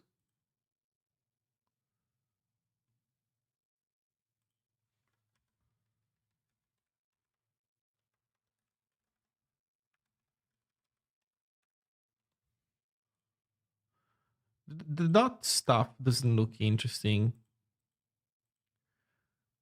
But I mean, I guess it is what it is. So whatever. I think that Ziggy is not that interesting. I think Ziggy schema is a lot more interesting in that regard.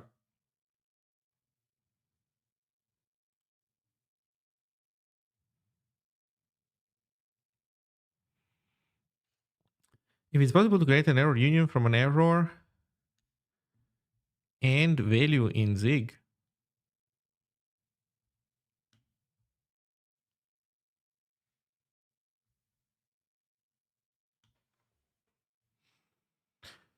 Uh, two-step.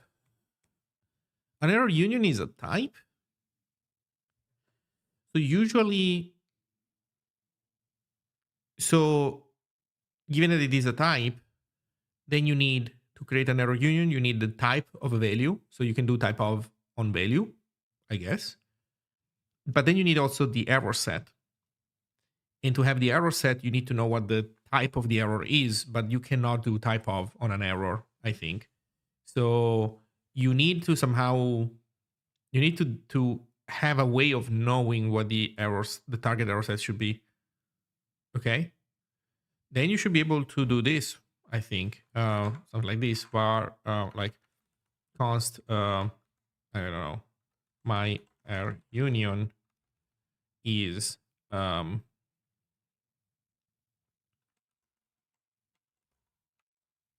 error set, bang, I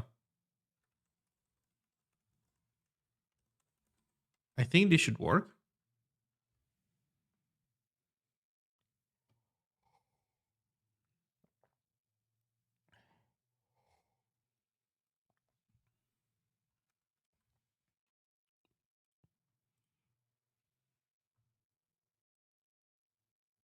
I want to create one at runtime.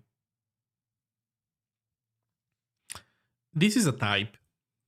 So are you saying that you want to create a type at runtime?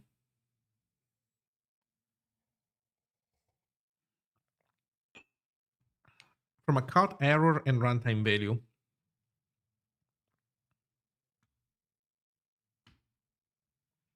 Okay, but I mean, this is the type definition, and then you do this const I don't know, result equals value, or in another case, oh my god, this does not put the stuff on a new line, it's driving me insane. Or in another case, you do well, my error, like this.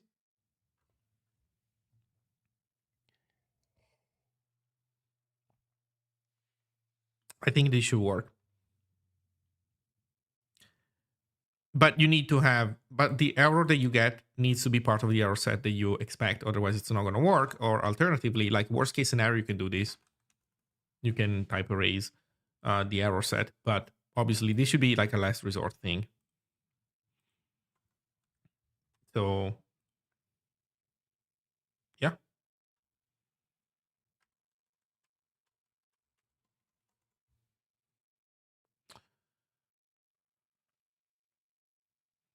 No, it's one at a time, right?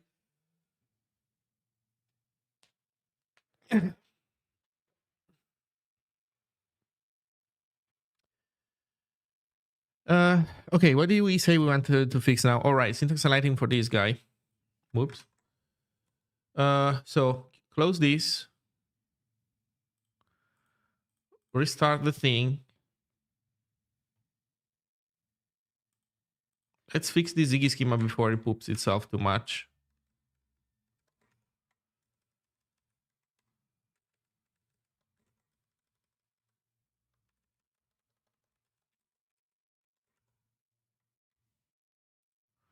Okay, so we were able to fix the Ziggy schema as it should be now.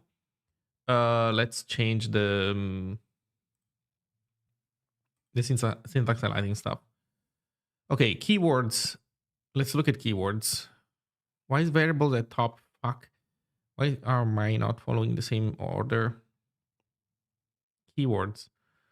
Root, that's not a keyword anymore. Struct, yes. Map is not anymore. Any it is. I would do struct union any. These are the keywords. Built-ins, bytes, int, bool, float. Yes. Tag names. That's just not a thing anymore. Goodbye. Operators. Patterns question mark.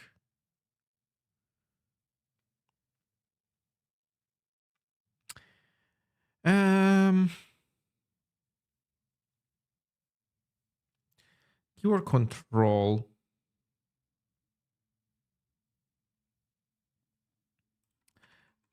No, it should be like this.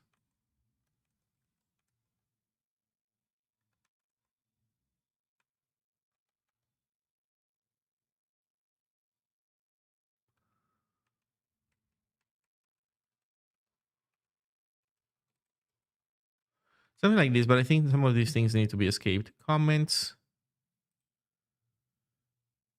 Oh, double slash with a bang or another slash. The bang comments we have removed, so far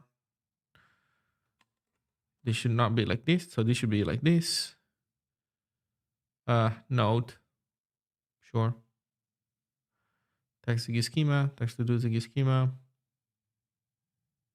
comment line documentation Zig schema, support type Zig schema. Yeah. Striking any. I think these guys need to be escaped. They have to be because otherwise. How do you even fucking escape them? Like this?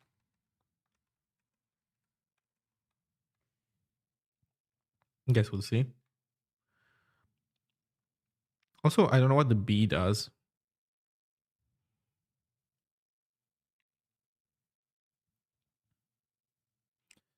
String content. Whatever, fine.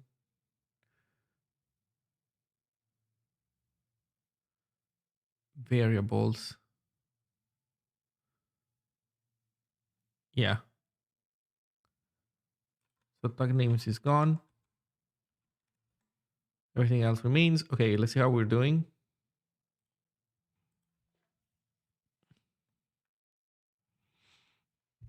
I think we're doing fine.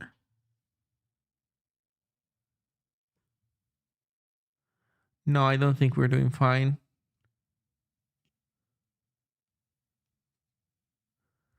I think these square brackets are colored.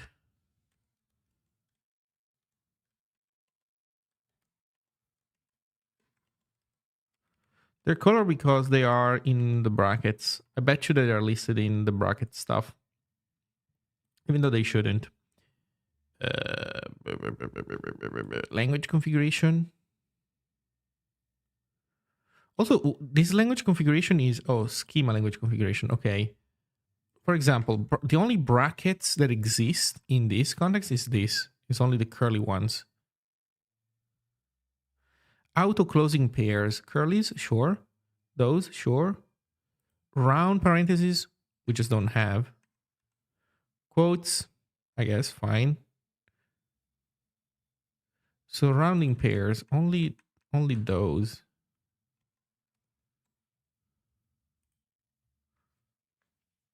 You compile and run. Well, no, it works. Because it's an error set that contains it's an error union that contains a non-specified error set on the left, like it's you leave it to Zig to resolve, and then the payload is another error union. So you can do it. Yeah, it's kind of fucked up, but you can do it. You can make one of these bad boys. Okay, now we have that the square brackets are not highlighted anymore because they are not they're not this, but these guys are, and they're not recognized as a sigil. Well, that's not good because I would like for those to be recognized as a sigil, but how do you do this? Like, because this stupid language schema configuration thing kind of takes priority. It's this thing, it's brackets that does that. I don't know. How can I say that this fucking curly things should take priority though? You know what? Maybe it's this syntax that doesn't work. Maybe it's me trying to escape them that causes a problem. Nothing changed really.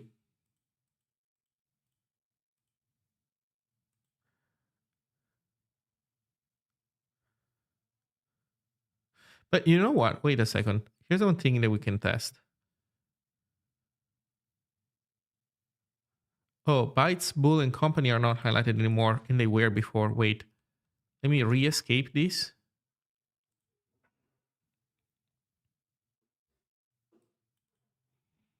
Nah, these guys are not highlighted. Okay, let me remove this part here. Do these guys get any form of syntax highlighting? They don't. Jesus Christ, they don't. Okay, let's give it the same category as keywords. Where is it? Keyword control.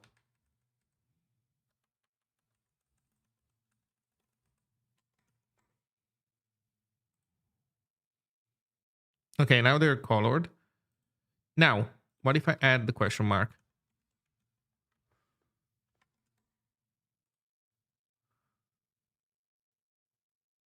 It doesn't work. I broke it. I need to escape it.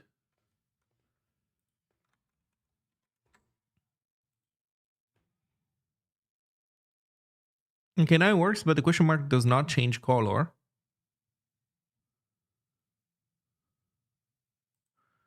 So somehow I unbroke it, but the thing doesn't change color.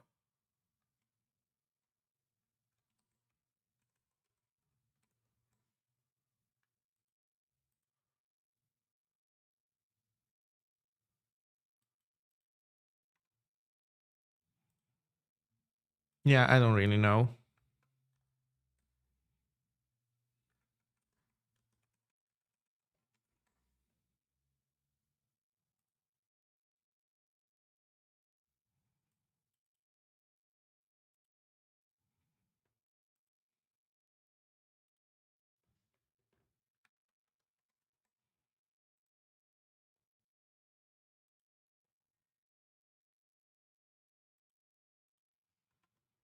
Okay, I guess we can undo some changes.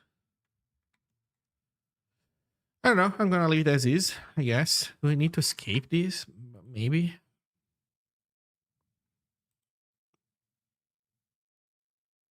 I don't know. Well, okay. Whatever.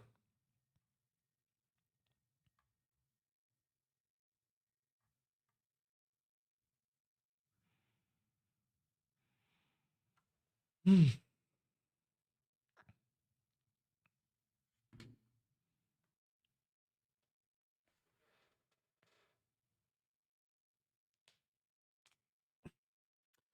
Okay, so with this we have fixed the grammars. So the language server works. Well, we have to fix the dots Ziggy schema detection system though.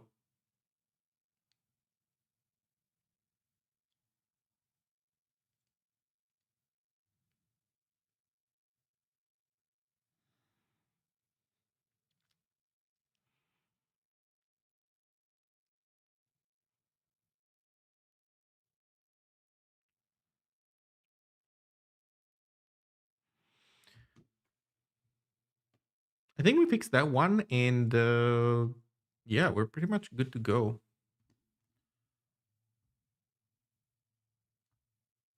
Oh, we should take a look also at what happens with SuperMD in this context. Okay. No, oops. See editors. Do-do-do-do.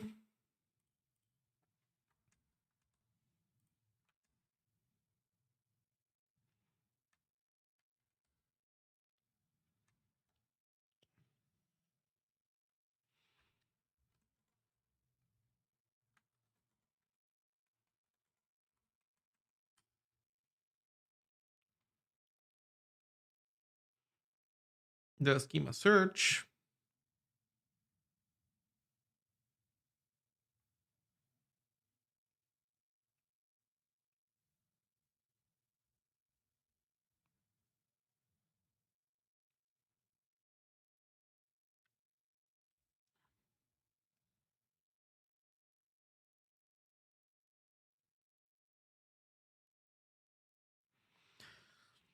Okay, let's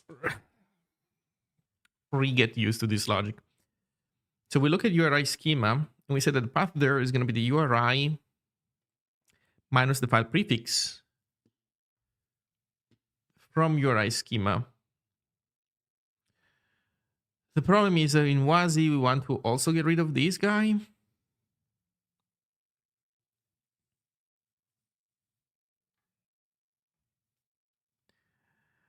So with WASI, we will need to change this path there. And then from this guy, we start peeling.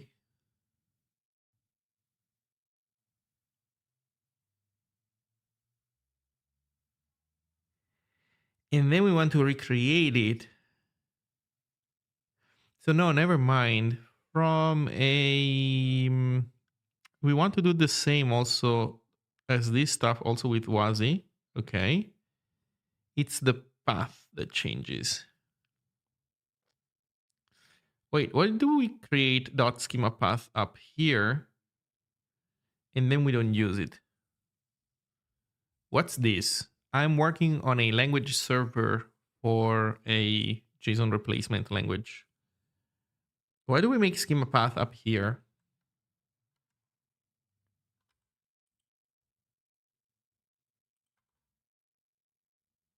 Oh, because we create it and then we free, but if we do find a match,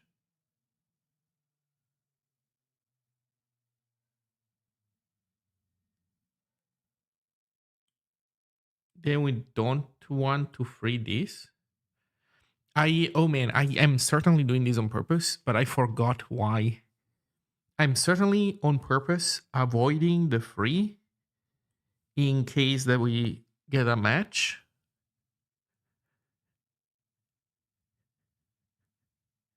I just don't remember why. Fine. But in any case, so this is where the WASI stuff should go.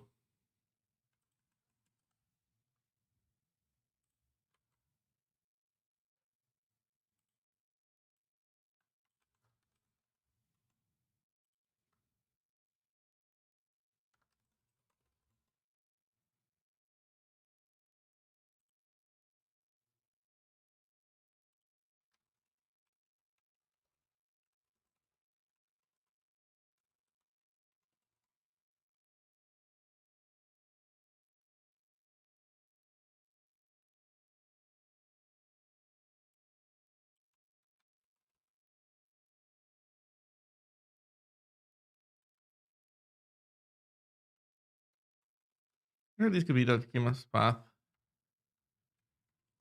Just keep another one. Late but B cut B looks like it requires white space around cat match. Oh, I see. Thank you, Tate. That makes sense. I see. So B is for white space. So we're asking for for white spaces surrounding those things, but then we are not accounting for the combos. How do you even express that?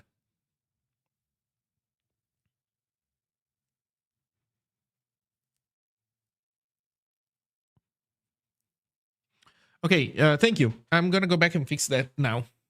Um, So that means that this needs to be something like a type does need to have spaces around it.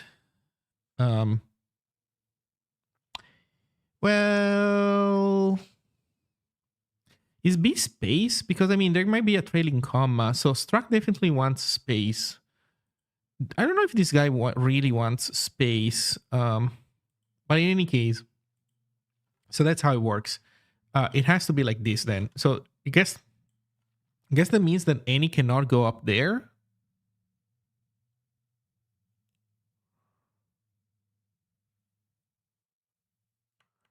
Any cannot go up there. Any has to come down here, even though any is special. And it needs to be like this then. It needs to be a sequence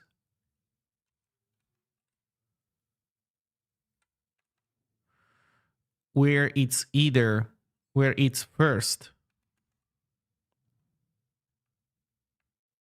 this 0 or more times, followed by either bytes, bool, float, or any.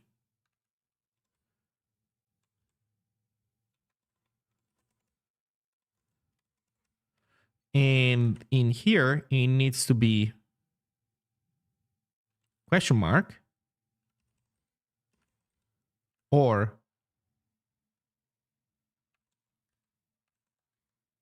square brackets or curly colon closing curly.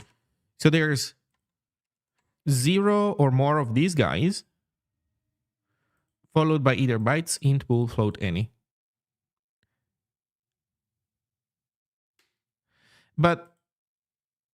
And that constitutes a type.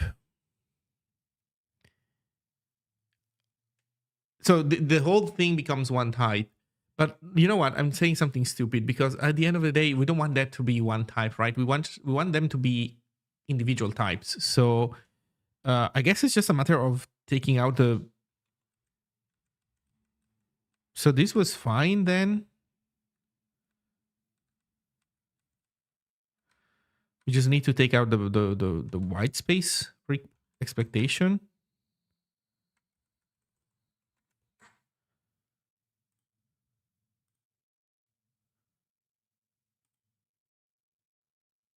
Well, it doesn't seem that we gain much.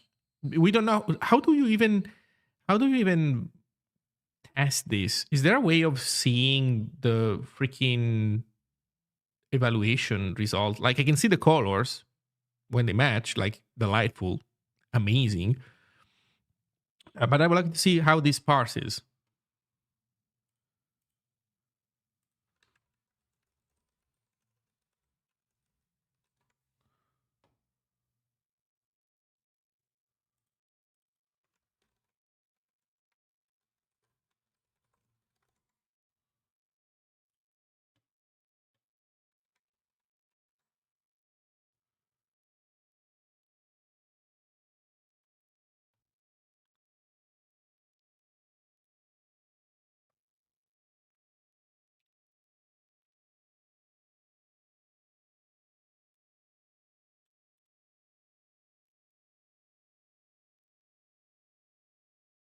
Oh, there we go.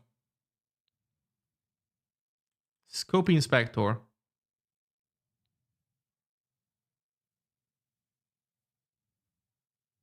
Inspect editor tokens and scopes, or create a keybind for it.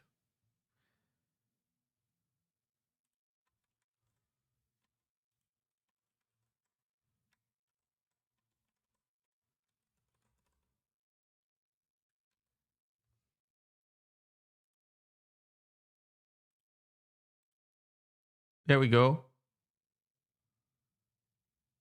Support Ziggy type Ziggy schema tag. Okay. I mean, it's working then. It is matching.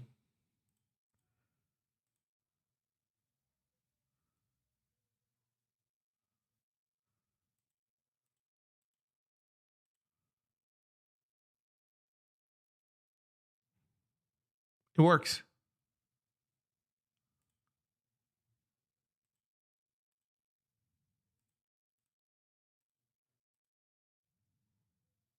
Yep. So we're doing it right. It's just that this theme doesn't do anything with that information. But well, better than nothing. Well, thank you for the heads up. Let's see if the // would make was making any difference.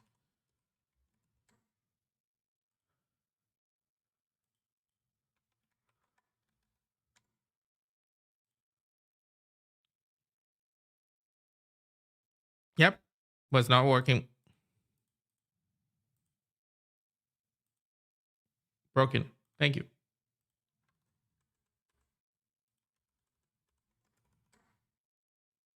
Okay.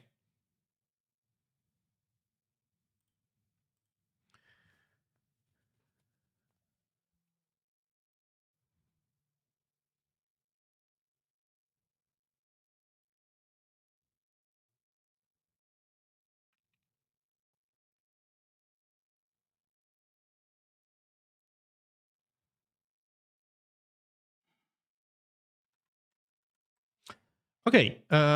So we fixed also this.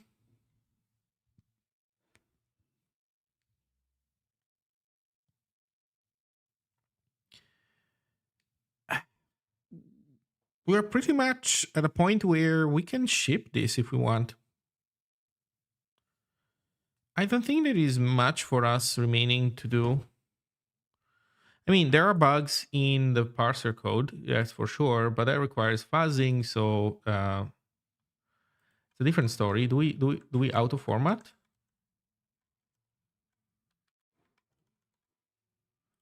Oh, we don't format, do we?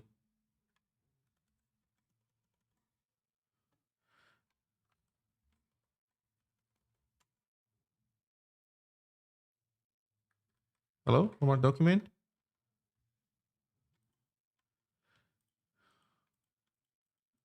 Why do not what this fucking search thing?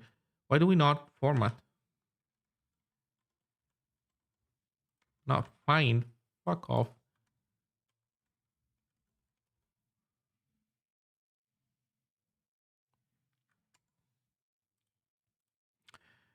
Why is format document not working?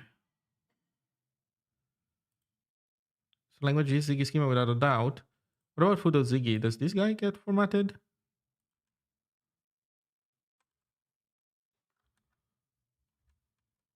Did we die? We died. Man, this is enough to cause the fucking thing to die?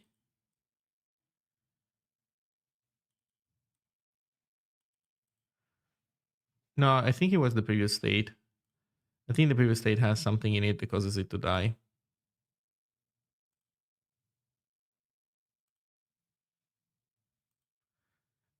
Jesus.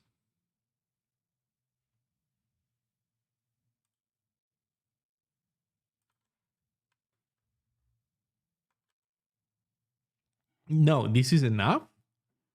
I don't believe it. This is enough? Hmm.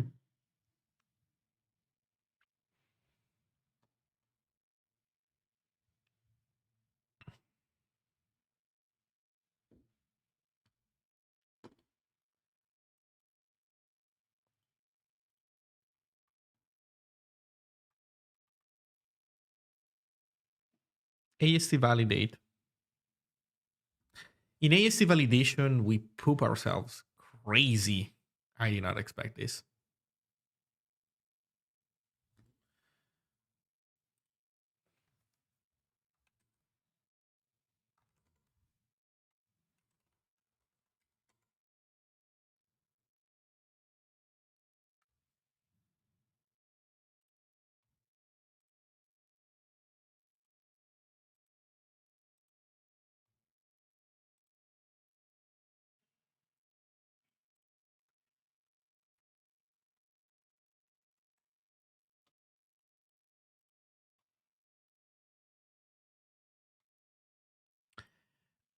I think that the one big thing when it came to when it comes to that thing is that it's well presented, right? There's some effort being spent into the presentation layer.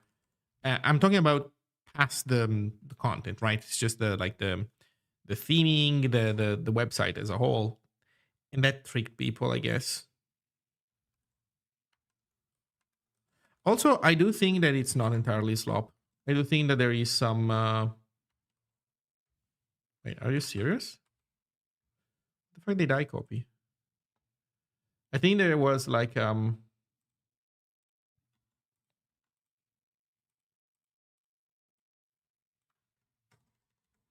think there was some effort being spent on it.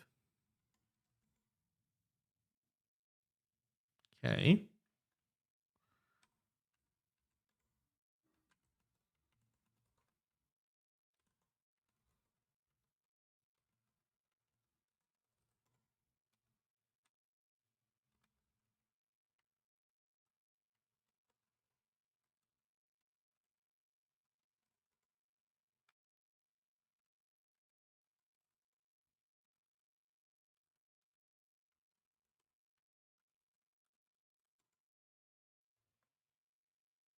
Here's our crash.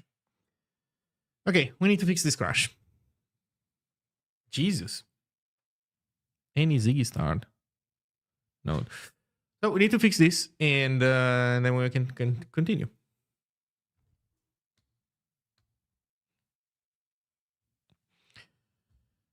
Okay, I'll be right back, and then we fix this.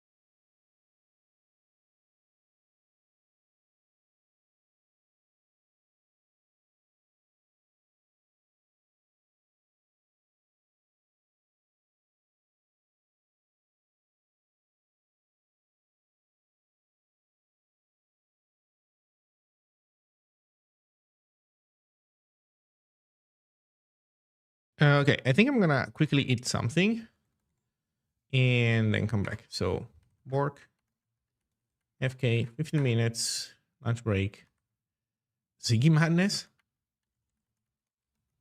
VS Code Madness. All right, be right back.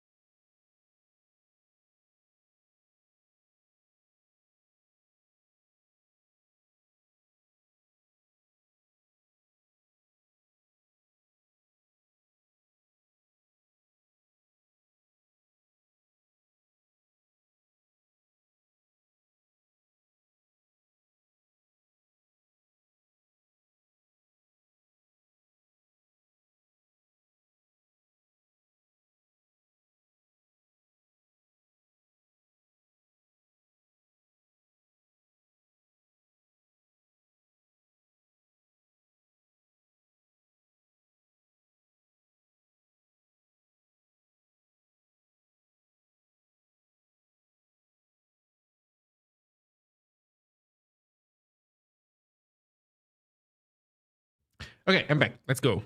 Let's get this. Let's get this bug fixed. Schema AST 2129.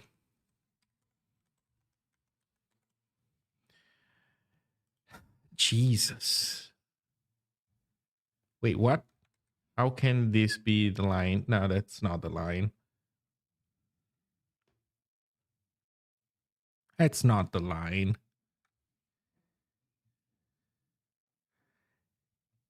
That's not the line. The heck is going on here? We need to Zig build, I think.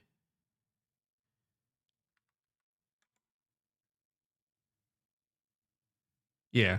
So this indexing fails. 2128.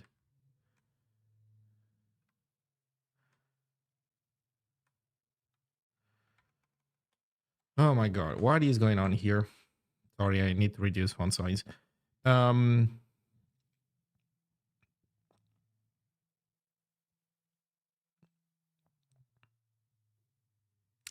We are inside of a dict field or a struct field. It's a struct field in our case. We looking at the scene map.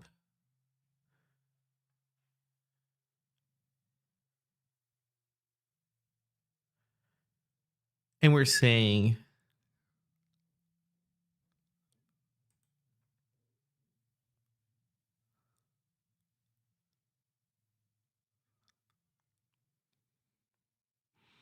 if the expression is not any keyword, we assert that it's not any keyword. Okay. So we look up the scope.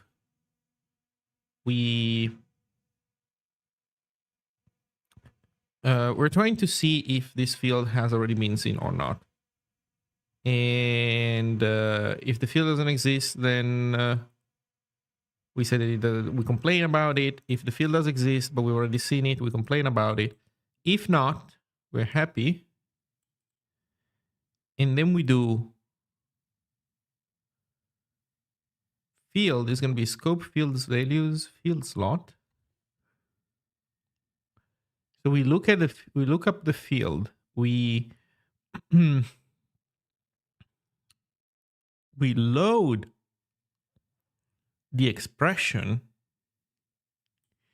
and then we increase the type expression index, and we look into it and we say, wait, did we just load any keyword? So it seems that somehow we fail to load because we load nothing.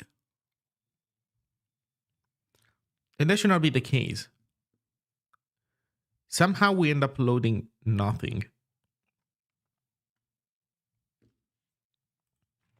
So here's what we can do. We can make an assert, I think, about this.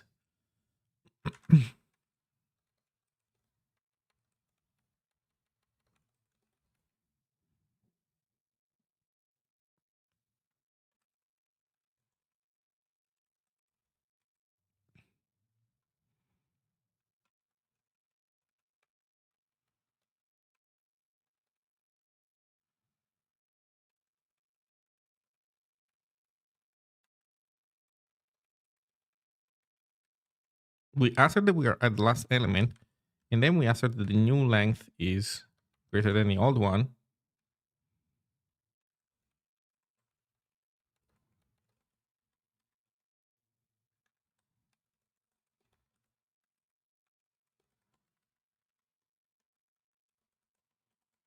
Okay, I think these should these asserts should blow up here. Yeah, we're asserting that we did succeed. We did successfully load something, but it seems that we did not somehow. How in the flying fuck did this happen?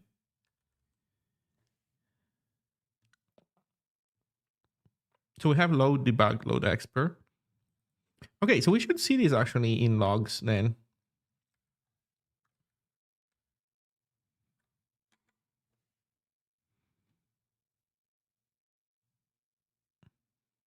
load expert, front matter, struct, question mark.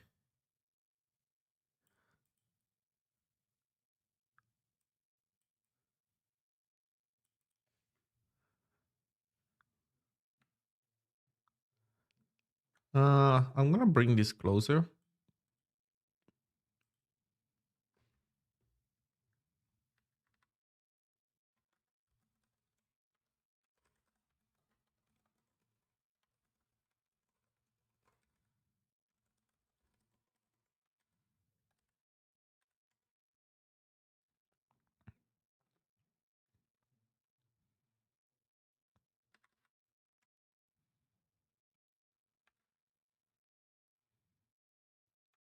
Question mark. Oh, wait. Oh, that's the problem. We forgot to put the Q mark in here. We forgot to put in there one candidate. There we go. As simple as that.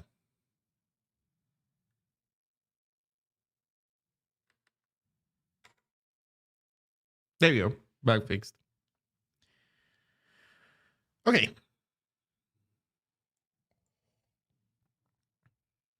So no more no more weird bugs. Well, for now. Grammars are fine. LSP extension seems fine. We are missing the integration with the file watcher stuff, but I think this is good enough for a commit as is.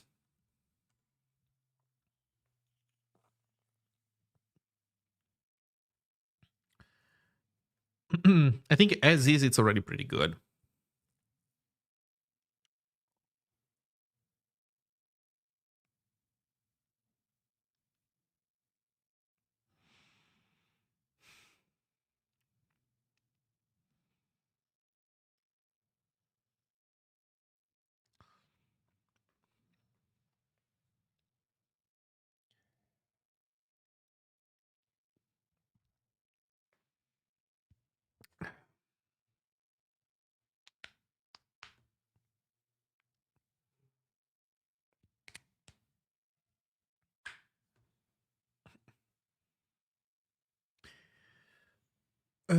The next thing that we should do is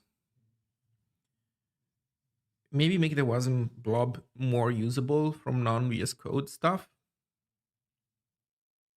Well, let's test. Let's test how it fares with like .ziggy schema files, because that we haven't tested yet.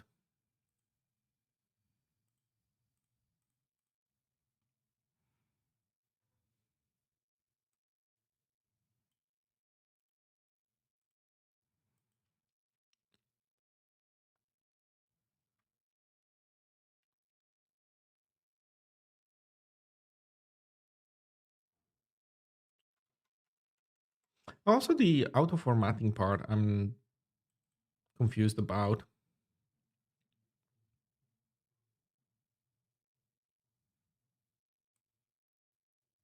I don't know. Okay, Ziggy file. Yeah, fix this stuff.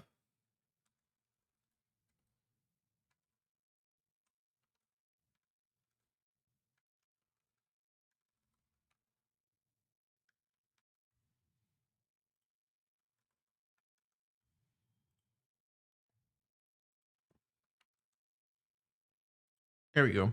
Oh, and now it complains about schema mismatch.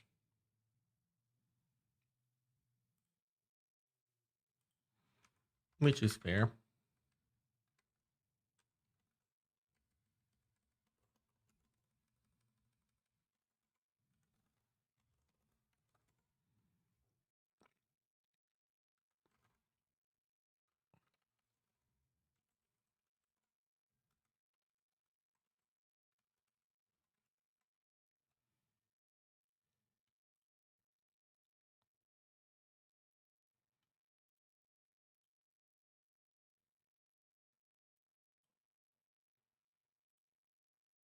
Did it poop itself? It did not poop itself, did it? It did not poop itself. So what is the problem now? Schema mismatch expected, question mark, found union. Well, that's another example of us handling the optionalness wrong. So I guess I could take out the optionalness and it would work.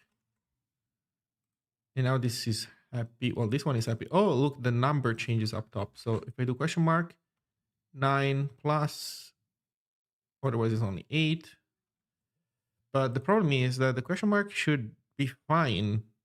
Okay, this is another bug. Question mark says expected question mark found union. Well, I mean, that's not how it should work. How it should work. So schema est load expression.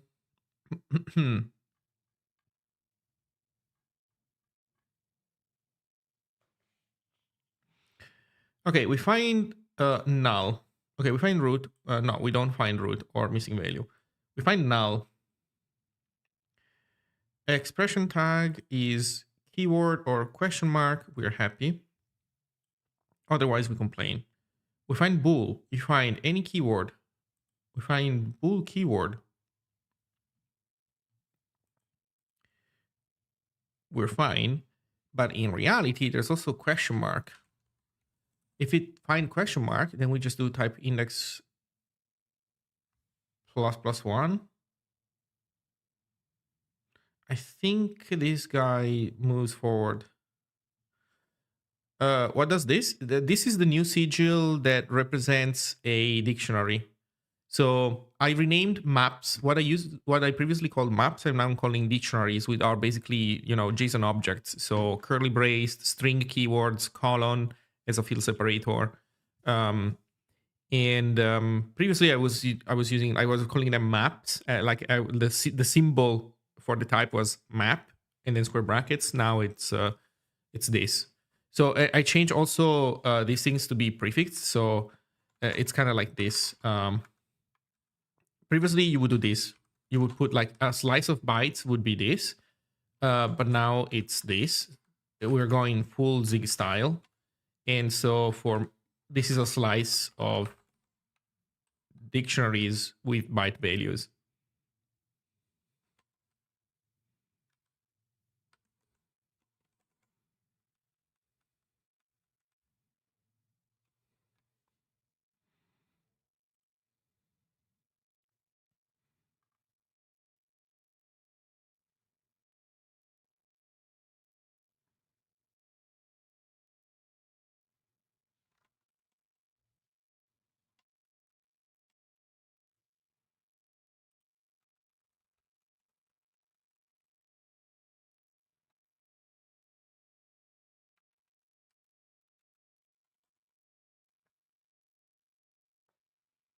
So if we see a question mark,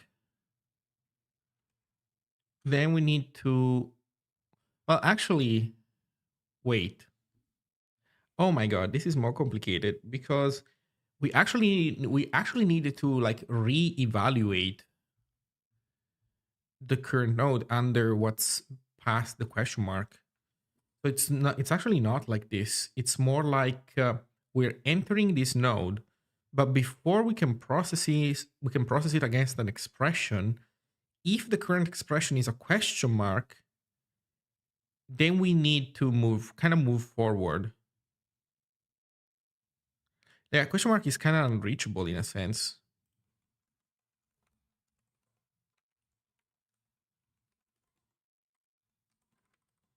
We kind of have to deal with it this way.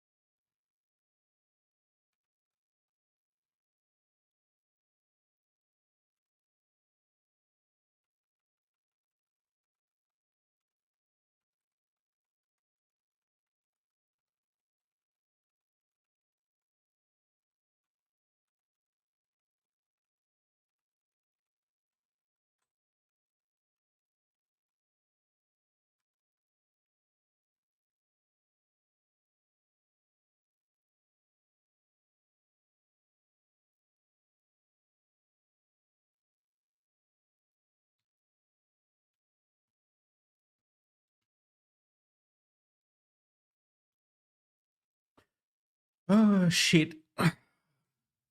Validation logic for optionals is complicated, and I didn't think about it when I implemented the rest of the code. Fuck. Um, this whole validation thing is kind of a bit of a mind fuck. Okay, let's assume that there's only one for now. Let's make it an if, because we plan to not allow multiple question marks.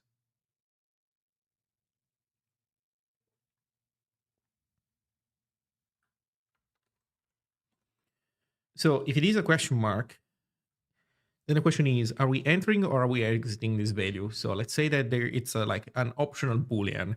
If it is an optional Boolean, then we are only entering, we're never exiting. And what do we do with the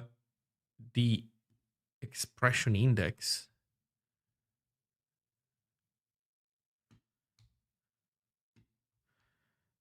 Basically,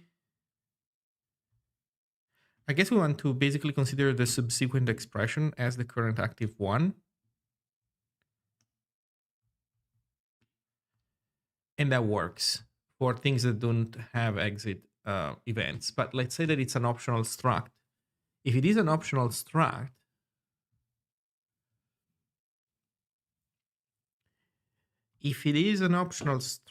we want to use the struct, yes. But then we're going to nest. So we need to increase that thing. And then on the exit event, we need to decrease.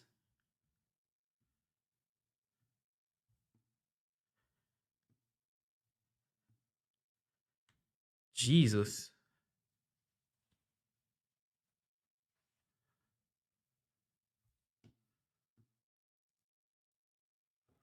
Like every time we exit, if we are centered on a question mark, if we land on a question mark, we need to go up by another one.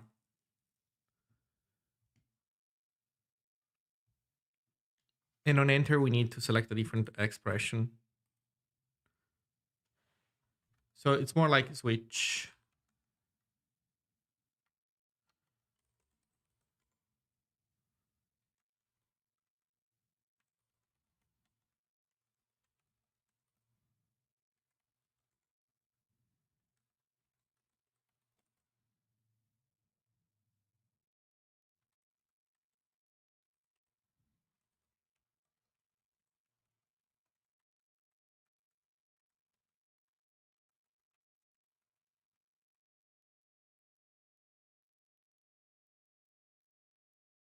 Oh, but we also need the increase. Holy fuck.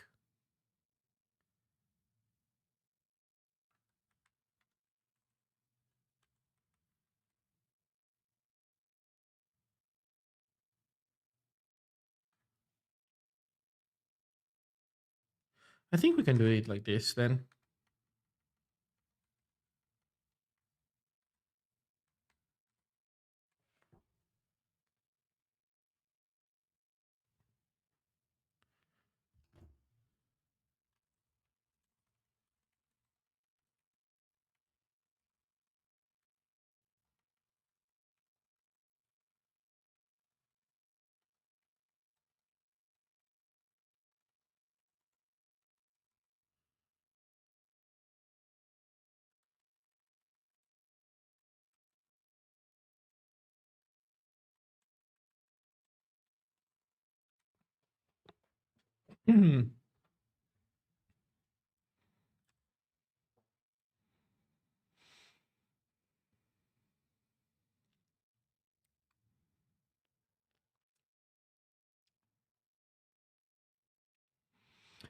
So, we increase in this case, we decrease on exit. But if we are, but there we need a defer. That sucks.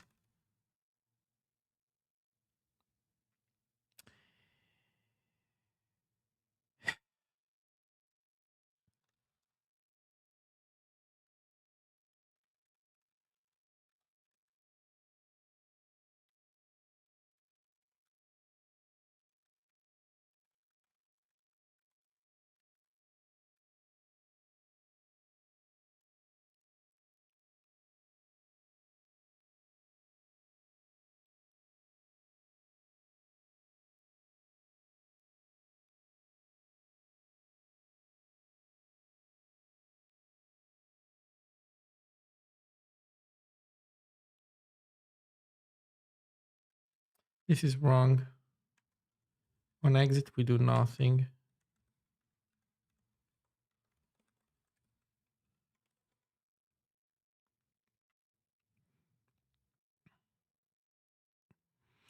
Actually, should be unreachable.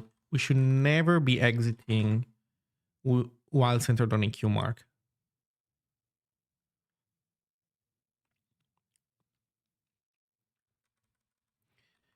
So then on our way out,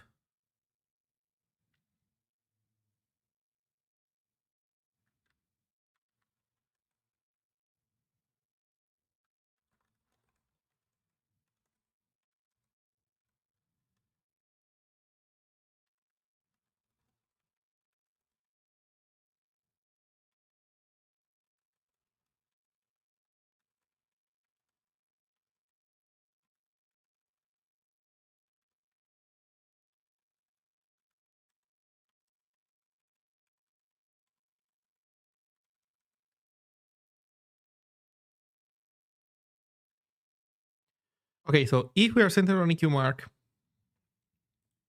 say optional true, on exit,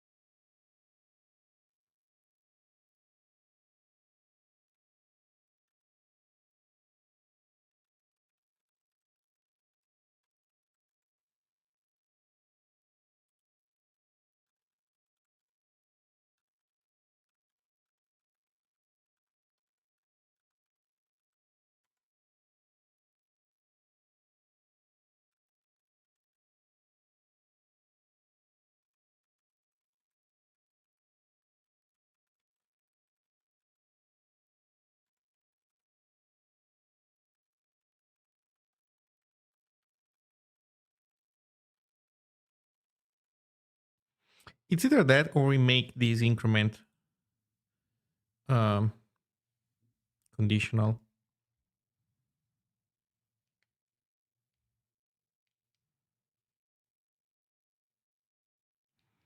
I think making this conditional is not a bad idea though at this point.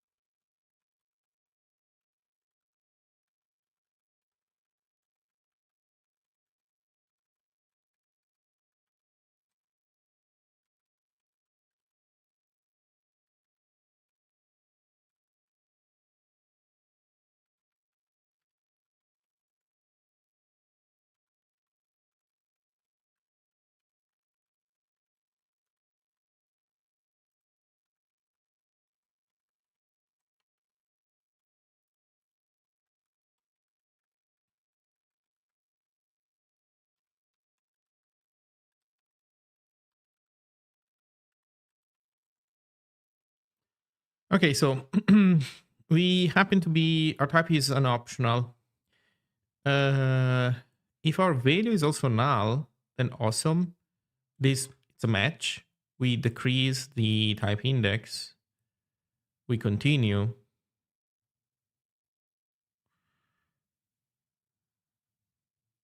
Actually, do we do the decrease? No, we don't do the decrease. We just continue. The decrease is done by something else. Individual elements don't increase, decrease. Okay.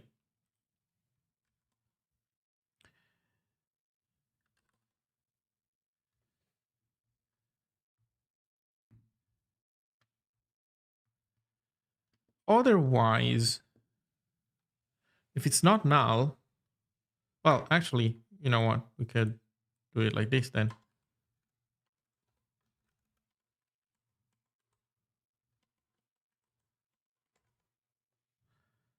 So if we see one of the other simple ones, we just return the expression of the subsequent type. If it is a nested type, if it is a container type, we bump forward type expression index. We have to.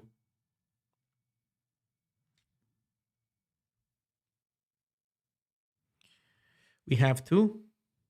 We cannot take shortcuts. So, and if it's not any of these keys, we just have the normal one. Okay. Which I guess we can do it like this. If it's different than this, else. This has not improved much. Maybe a little bit. Okay, there we go.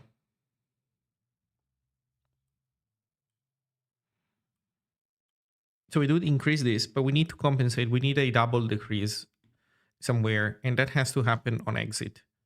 On exit, if decreasing lands us on a question mark, we need to decrease again. On exit, somewhere we do decrease.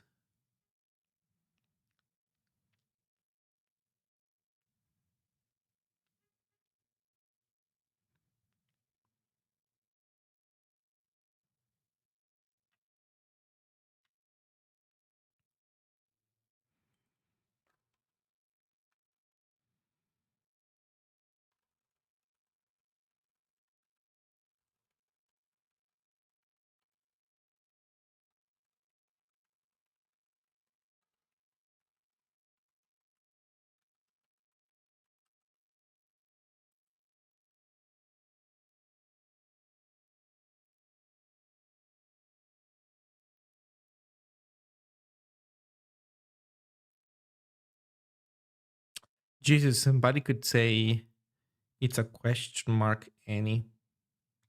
I think we should forbid question mark any. I think we should forbid question mark any. And we should forbid question mark question mark.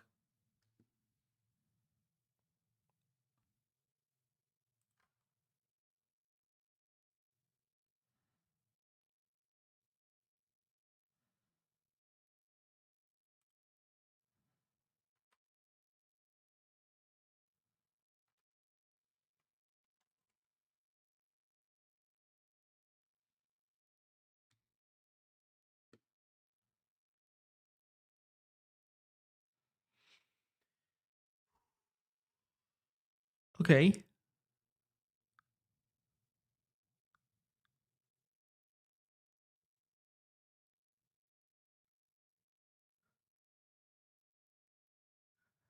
Let's see what happens with this.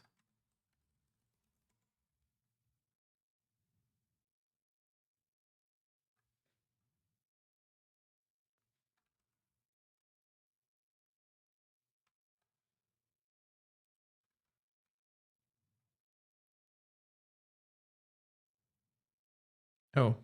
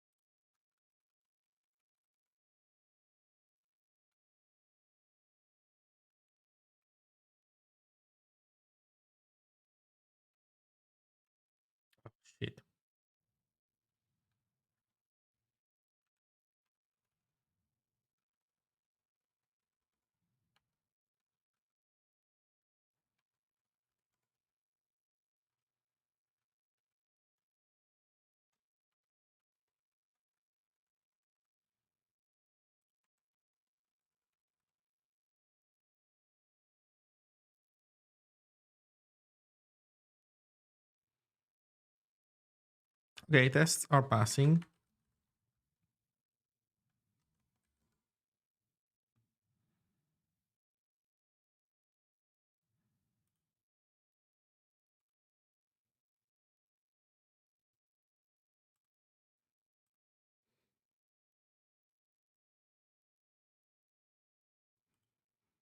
Okay, so far so good. It seems to be working.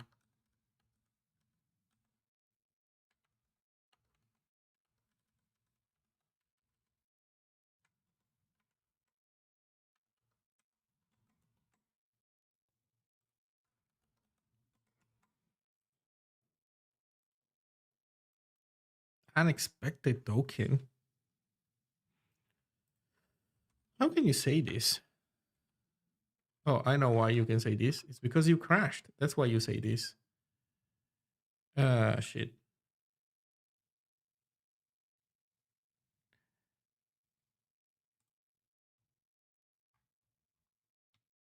Access union field enter while field exit is active.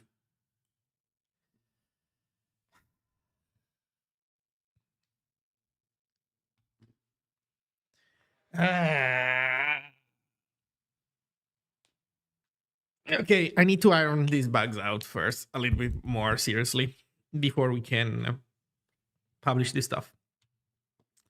Definitely more work. Okay. I think that I'm gonna stop the stream here. I know that usually when I start in the morning, then I go and stream also all afternoon. But I think today I'm gonna stop here, and I'm going to do the three-seater grammar update in Zine on my own. That's not exciting in any case, so nobody cares. I'll work on republishing the Ziggy website so that we can have good syntax highlighting. And then I think I'll work on properly implementing support for optionals. I need to attest for the tests for those things. And yeah. So, yep.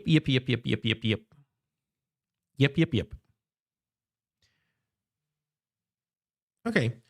So this is it pretty much. Then thank you everyone for hanging out. And you know what? Maybe Togglebit is still alive and we can raid him.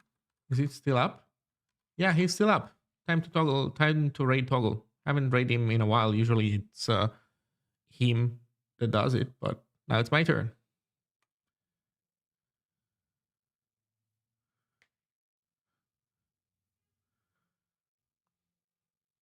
So thank you all for hanging out and see you next time.